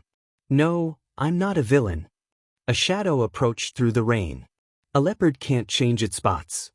The figure raised the fist that had struck him, attacking 2 students at USJ, hospitalizing Ingenium's little brother, helping Stain commit countless crimes. He held his fist tighter. Not to mention the deaths of my good friends Pixie Bob and Tiger. This society believes in forgiving all that, all because All Might asked. Ridiculous. I will take it upon myself. I will not let you corrupt Jiro. Izuku's eyes widened. The pro-hero, Death Arms, he rasped, struggling to breathe. Jiro did mention in turning with him. His ears twitched at the sound of stomped puddles approaching. But why is this happening? Izuku forced his head up to the towering hero, who wasn't in his hero outfit but dressed like a biker in a leather jacket and jeans. I'm not, he struggled to breathe. He didn't want to use his quirk. There had to be a peaceful way, right? I'm not that person anymore. He didn't know if he was telling Death Arms or himself. Izuku forced himself up as the steps came closer. He hugged his ribcage and pressed for resolution. Don't do this. Izuku gulped as Death Arms ended the distance. Heroes don't do this. Don't lecture me, murderer. Izuku braced himself for the incoming uppercut to the gut. I don't need to use my quirk. I don't need to use it. His eye widened as his body was raised by the heavy blow. Gwa! His skull was grabbed in midair. I don't want to. He was slammed down, his face skidding through the gravel, scraping him and peeling off his eye patch. I'm not a villain. He felt his body being raised, and he could only stare at the eye patch as the rain pelted it. Dabi gave that to me, didn't he? He couldn't think straight. I hope he's getting sleep. He was at eye level with Death Arms. I also hope Toga is staying out of trouble. Oh, Stain too. Death Arms' grip tightened around his throat. I also hope I get to walk away from all this like she said. You have to keep trying. You can be a great hero. His eye grew wide. Standing in front of him was himself, except this Deku had 2 eyes. Who are you? I think I was the you before you. I'm not so sure though. He scratched his cheek bashfully. He met Izuku's eye. But you can't give up yet. You got farther than the both of us ever could. The both of us. There were more of him. Oh, yeah. The bounce in his eyes left, and he stepped aside to reveal a little boy bent down on his knees, crying over his folded arms. What? He said he was a hero. He said he would help me. Why All Might why me? Izuku choked back a gasp. The other Deku walked up to him, rubbing his back. Don't worry, it's gonna be fine. No, it's not. Why are they calling me a villain? I never meant to hurt Mom. The boy bawled, trying to bury himself further into his arms. Izuku almost gulped. He decided to take a step forward to the younger him. The boy stopped crying, his body went rigid. Izuku opened his mouth, about to say something. You're the one who hurt Mom. The boy pounced at him like a rabid animal. Izuku's eye widened, seeing his 2 empty sockets, crying BLD. The other Deku restrained him quickly, hugging him from behind. No, he wasn't. He's going to be a hero. You're a villain. That's why we can never see her again. No. It was all for one. He planned this, all because of All Might. Standing behind the 2 Dekus were 2 silhouettes he recognized. One was All Might and the other, All for One. That's right, it was because of those 2. Because of heroes and villains. His empty eye erupted with flames. It was because of you. It was your fault. He lunged for him, tackling him to the floor. He wrapped his hands around his throat. You kept saying All Might would save me. Don't worry, I am here. I made it in time, young Midoriya. It was the weak version of All Might, still smiling. You don't have to do this. You don't have to be a villain. Why don't you just finish it? All for One lectured. My dear Midoriya, you will always be my greatest accomplishment. More so than Tamura. I know you're in that rebellious state, but I'll always be here to keep you company. Boys. He finished with a maniacal laugh. That's your flaw, kid. Stain stood in front of him, with the other 2 by his side. You were always easily influenced by everyone. Never resolved to one path, never will. Or is it that you can't escape us? It was her. She squatted down to his face level. Her cold finger played with his jaw. You can't escape, can you, Izuku darling? Toga had that smile full of obsession. I'm not like you all. I am, he squeezed his eyes shut. I won't. His grip tightened around him. His emerald flames began to flare all around. I don't belong to any of you. He placed his hand on Izuku's shoulder. Yo, Deku, let's go get some coffee. Looks like you need a pick-me-up. His body hesitated its panic with relief. He opened his eye. His head turned up to him. Dobby. Why yeah. Then it was just him and Dobby. Everyone else vanished. Thanks, Dobby. You always look out for me. Dobby offered his hand and helped him up. He glanced up, bored. I guess that's just how being a big brother feels like. Never thought of it, I guess. So how you doing? That last sentence had dry sarcasm, and Izuku couldn't help but lift his lips. I think I'm currently being choked to death by a hero, so I can't complain. Why aren't you using your quirk? Just like last time with Muscular. That was different, was it? I don't know, I feel like I'm at a crossroad. If I keep walking as a hero, then I have to say goodbye to you guys. And at the same time, I don't think I even want to be a hero. I keep seeing the flaws of this society's version of heroes. The society that did this to him. They're just government slaves, anyways. Dobby had his head turned, staring off into the nothingness. We all have to be the person we are, there's no escaping that. He closed his bloodshot eyes. He opened them after a simple breath of truth. He raised his arm, pointing at Izuku with his index and middle fingers, his other hand in his coat pocket. So be the hero you are. Izuku's eye widened as Dobby's smirk grew. Get it now? Dobby began to turn around and walk away. I'm going to try and catch some ZZZ, don't forget about us, okay? As his body began to vanish into a graceful sapphire fire. Thank you, Dobby.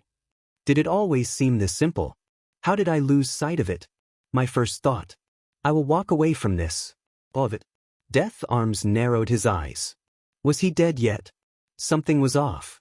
His eye socket was twinkling. What? Before it sparked and ignited into a powerful emerald flame.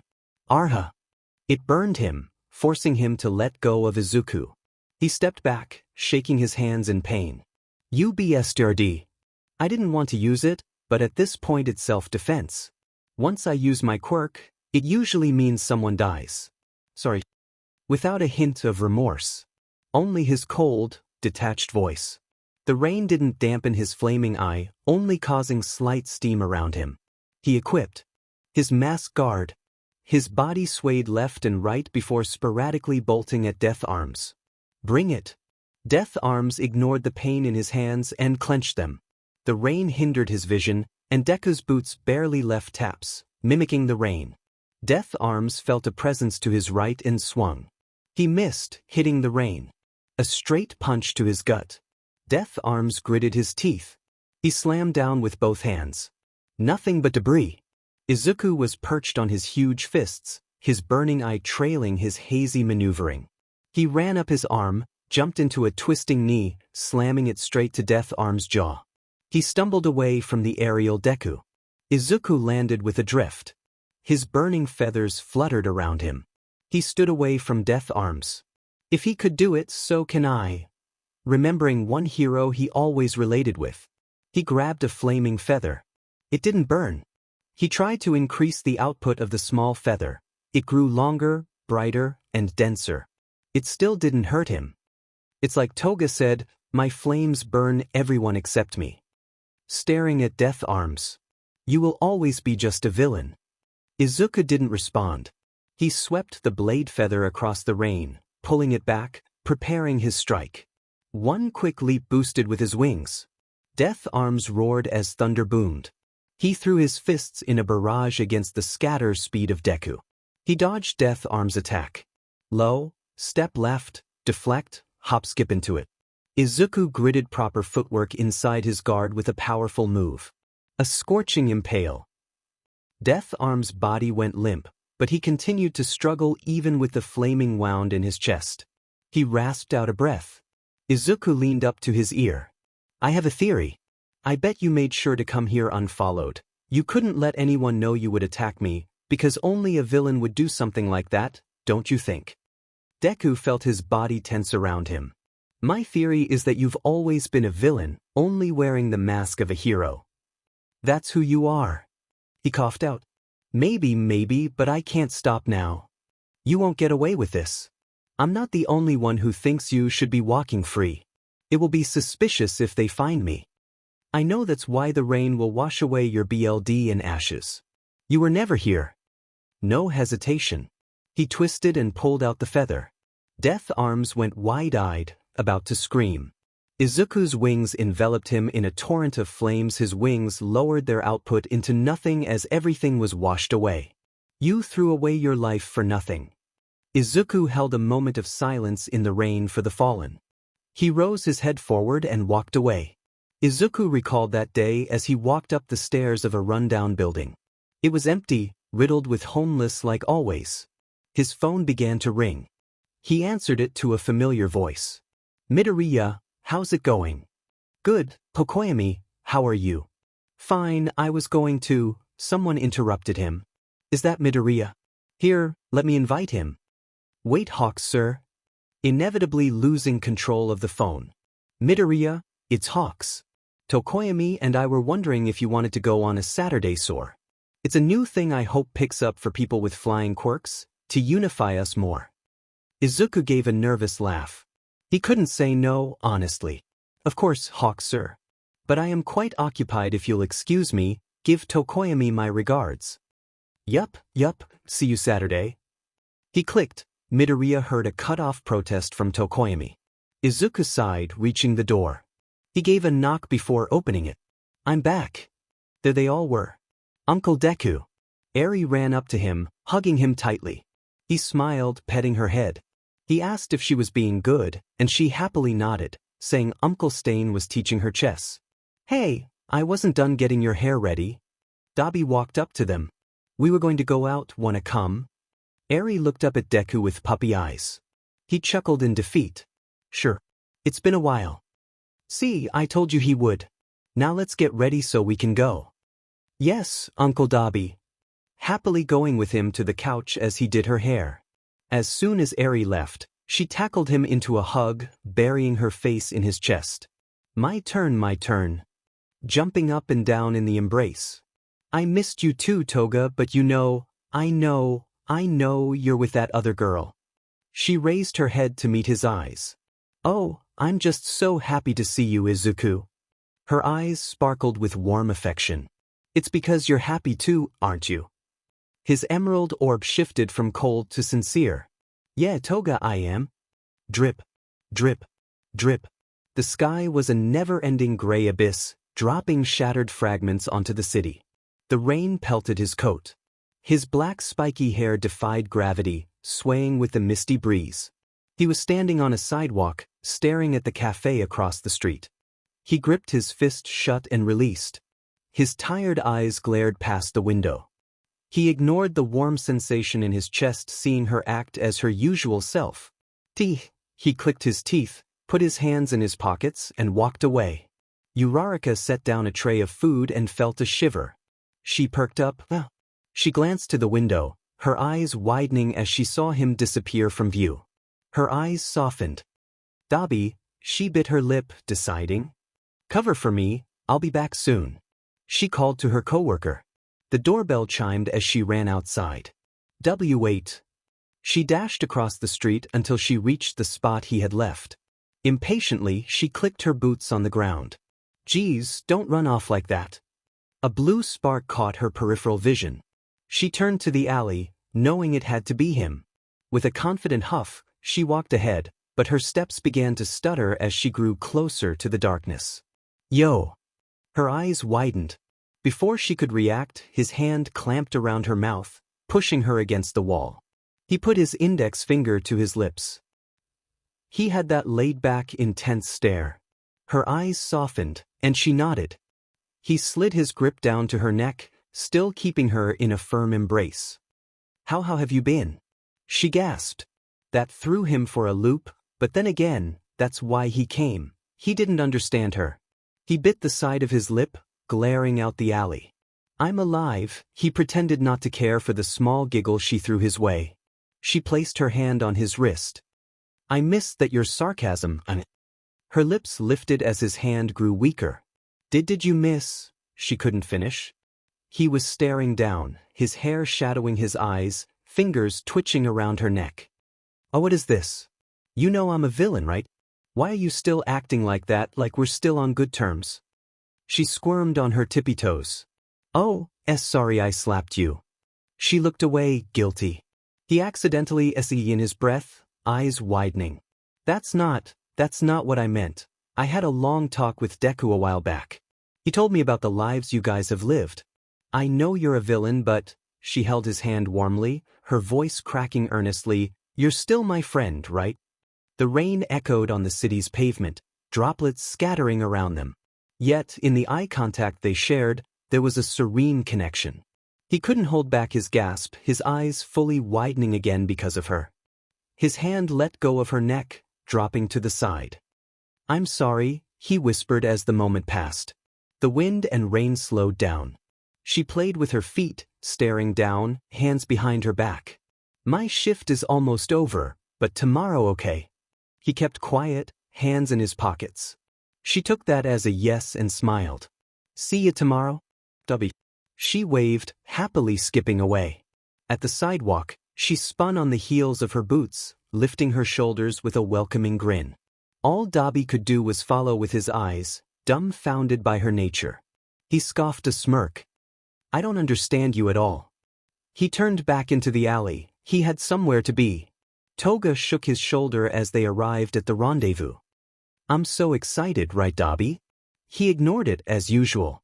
As they entered the shady backstreet hangout, they were greeted and asked to sit while they waited for the rest. Tamura scratched his neck, seeing Dobby and Toga. This involves him, doesn't it? Chisaki took note of the frustration. Although he calculated the benefits, he was still taking precautions. He knew the heroes were onto him. But it doesn't look like he is after me. He just wanted to save Eri. If that's the case, I'll string him along like a horse and a carrot. A crisp whisper chilled their skin as a figure entered. He was in his signature red boots, but with iron soles, an eye patch, black slacks tucked into the boots, a loose belt, compact gloves, a mask guard, and a black turtleneck sweater. Toga bounced with anticipation. Dobby hid his honest smile behind a sarcastic smirk. He genuinely missed him. Deku was his only friend after all. Tamura clawed faster, peeling his skin. Chisaki merely observed him. Like a piece in the game of chess they were all in. And Izuku Midoriya was the pawn. Eri happily hummed, adding a childish swing to holding Deku's hand. He smiled down at her. Abandon me so quick, do you? Dobby teased. Eri giggled at his monotone voice. But I barely get to see Uncle Deku. I always spend time with you. Dobby tucked his hands in his pockets, looking away. Sorry for boring you. But you'll always be my favorite. Uncle Dobby. He grumbled with stiff shoulders. You do, kid, you do. Come on, Eri, someone's waiting for you, Deku softly spoke to her. She blinked in curiosity. Really? Izuku just chuckled and shook his head. Dobby glared with the same curiosity at Deku. Eri and Dobby shared an expression that caused Deku to laugh louder, although he tried to muffle it. They were walking incognito as they always did, taking the back alleys and navigating through crowded streets. Never being noticed by anyone was a skill they taught Eri as she began to live with them. Even though he was a high-profile hero, when he didn't want to be noticed, he wasn't. Dobby began to grow uneasy as they took a garden path bridge over a ditch, leading them to a secluded two-story building hidden by the forest of skyscrapers. The building was a wreck, with plants growing through the brick walls and a corner on the second floor chipped off. Dobby muttered under his breath at Deku for bringing him here, and Deku sheepishly apologized. Eri gazed at Dobby, then at Deku, still confused. Dobby dragged his feet as they entered the building, following Izuku up the stairs to the room with the missing corner. Aunt Uraraka. Eri beamed, running into the room and hugging her. Izuku greeted her with a freckled smile. Eri, it's good to see you too. Has he been behaving? Eri giggled and nodded at Dabi, who was trying to appear aloof. Uraraka laughed back, and Deku quickly came up with an excuse to get out of there with Eri. Eri, you haven't seen the sky from this building. It's pretty amazing. I'll show you. Okay. She asked if Uraraka and Dabi were joining them, and Izuku smiled, saying they would join later. Hi, Dabi, Eri said, gently waving her fingers at him. She knew this could backfire, but he let out a breath of amusement. You used Eri and Deku to lure me here. She laughed uneasily. I know, are you mad? He closed the distance between them casually, rubbing his hair. His eyes held a hint of emotion. I want to be. She shifted her weight, rocking back and forth in delight. Really? I guess I was kinda right. 50-50 chance you'd be upset. That's so. Guess what today is? Our 1-year anniversary. You actually guessed right. I didn't get you anything though. I figured as much. I'm just happily surprised you remembered that. She finished her chirpy laugh, stepping up to him and pressing her forehead against his. I've missed you. I've missed you too. It happened after Uraraka moved out of her parents' home. She was still working part-time at the cafe but had taken on a freelance job as a hero. One night, after finishing her shift, she was confused about how to get back to her new apartment. Dabi was in the cafe, also heading out. She gulped, reached out to him, and clasped the sleeve of his coat. Can you walk me home? He grunted but nodded forward. She hesitated until she noticed him waiting for her. Thank you. They couldn't find her place, so Dabi led her to the abandoned 2-story building, one of their safe houses. It was cold and her body shivered while his was warm. They shared an NTMT stare, illuminated by the moonlight creeping through the missing corner. Their breaths mingled in the chilly air. She traced her fingers over his scars, and he asked if she was scared. She said she trusted him. They laid on the bed, breathing heavily, her hand roaming through his hair as he rested his head in the crook of her neck. Deku had told her that he thought Dabi was an insomniac. She didn't know if he was sleeping or not, but she decided to hum a simple melody of affection against his ear. She giggled quietly, hearing him snoring.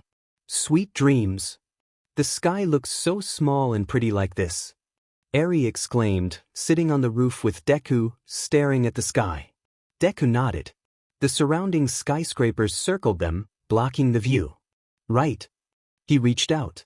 It's almost as if you can grab it. Eri stared at Uncle Deku before copying him, trying to capture the sky in her hands. He smiled down at her and jumped to his feet. Let me help. He picked her up, and she giggled as he threw her higher and higher, causing her laughter to grow. Buzz. Sorry, Eri. He caught her and gently put her down, pulling out his phone. Oh, Togata. He swiped to answer. Hello. Deku. Good news, we tracked down the rest of the league. We're preparing for the final strike, and I'd really appreciate your help given how Izuku clutched the phone. A chance to end things with Tamaru, and by extension, All for One. Of course, Lemillion. I'm on my way, just send me the location. Yeah. Deku slipped his phone into his back pocket. Hey Eri, I have some work to take care of. She crossed her arms and huffed, looking to the side. Come on Eri, I'm a hero. She growled in childish frustration. Don't worry, I promise I'll still make it to Aunt Jiro's performance, and doesn't that sound good? She caved, turning to him and crossing her arms. She lifted her hand, sticking her pinky out. You have to show up, okay? He laughed, wrapping his pinky around hers. It's a promise. They walked back inside the hidden safe house. Let me drop you off with Uncle Dabi and Aunt Uraraka. They reached the door to the room they were in. Izuku opened it without a care. Guys, I have an emergency I need. Blink, trying to comprehend. He slammed the door shut, making sure Eri didn't see more than that. Uraraka had climbed onto Dabi, both looking surprised at being interrupted. Dabi simply rolled his eyes. It's cool. No, it is not. Uraraka shot back, jumping off him. At least be decent, Dabi. She found his shirt and flung it to him. Oof, it landed on his head. All right, geez, what a letdown. He had been needing this and now he didn't know when his next chance would be. I can't believe this, he groaned. I will later, she added offhandedly as she put on her BR. Izuku coughed, almost choking on his spit at what she said. He could hear them, mostly Uraraka, scrambling to get ready. He glanced down at Eri, who had a confused expression. He dreaded what she was wondering and whether she would ask. Thankfully, the door opened. Hey, what's up? Uraraka acted as if nothing had happened for Eri's sake. Izuku fumbled at first but eventually got in step. Yeah, actually I got called up. It's important. His second sentence was hard to say. Uraraka glanced at him, confused, but nodded when she saw his eye. It was that cold glare. Oh okay, we can take care of Eri. Please and thanks. Don't worry, I'll be quick, he said, switching back to his usual self. Be safe, she corrected. Ah. He rubbed the back of his hair. I will be. I'll meet up with you guys at the cafe. He made his way to leave. I'll see you soon, hey Eri, he said goodbye. Thanks, Uraraka.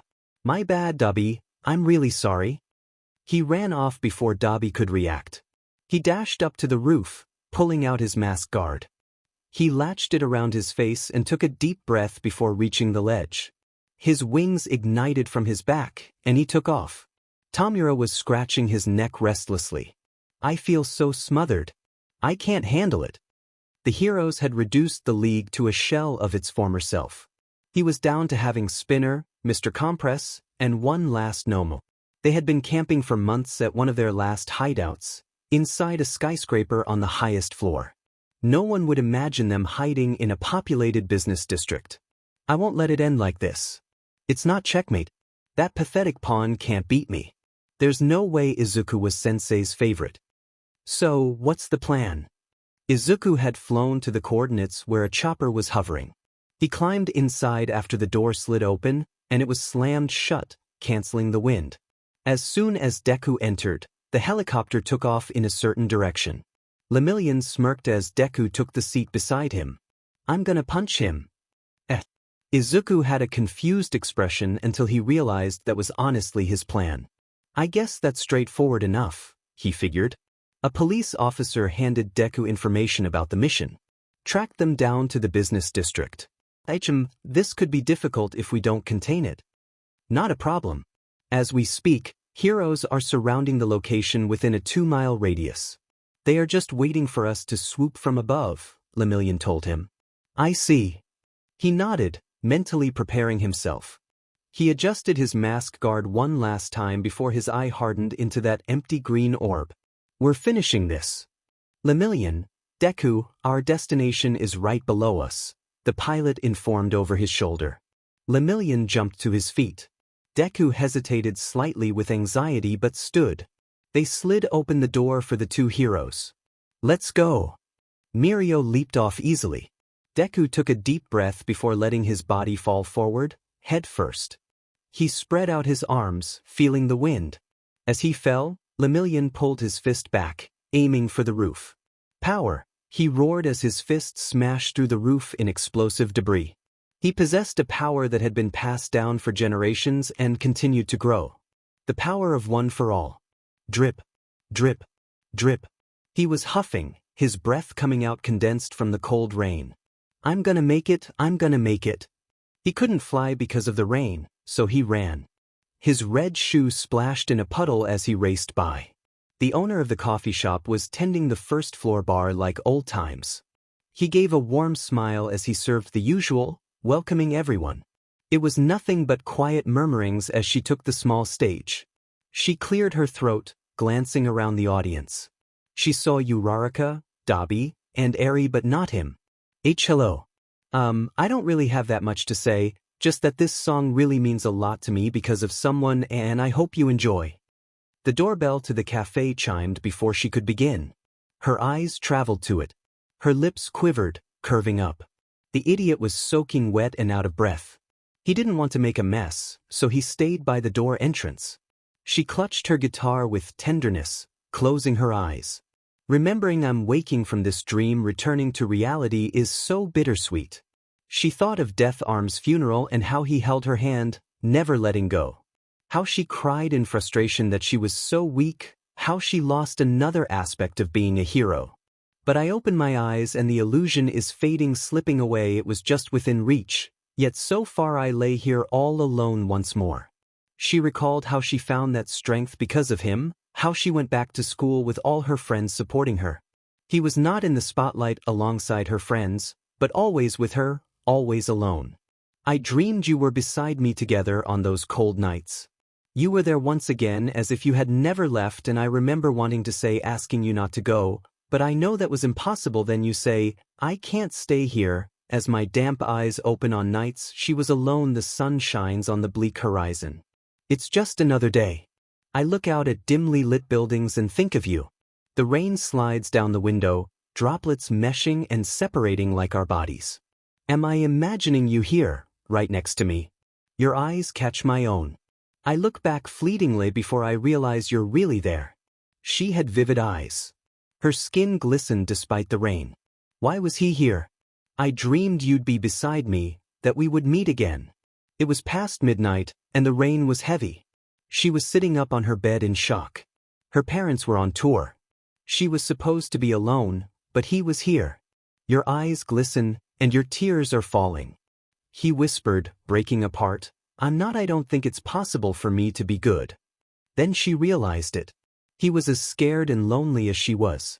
He wasn't simply being with her to support her, she was supporting him. They were doing their best to mend each other. Even in that moment, she knew it was true.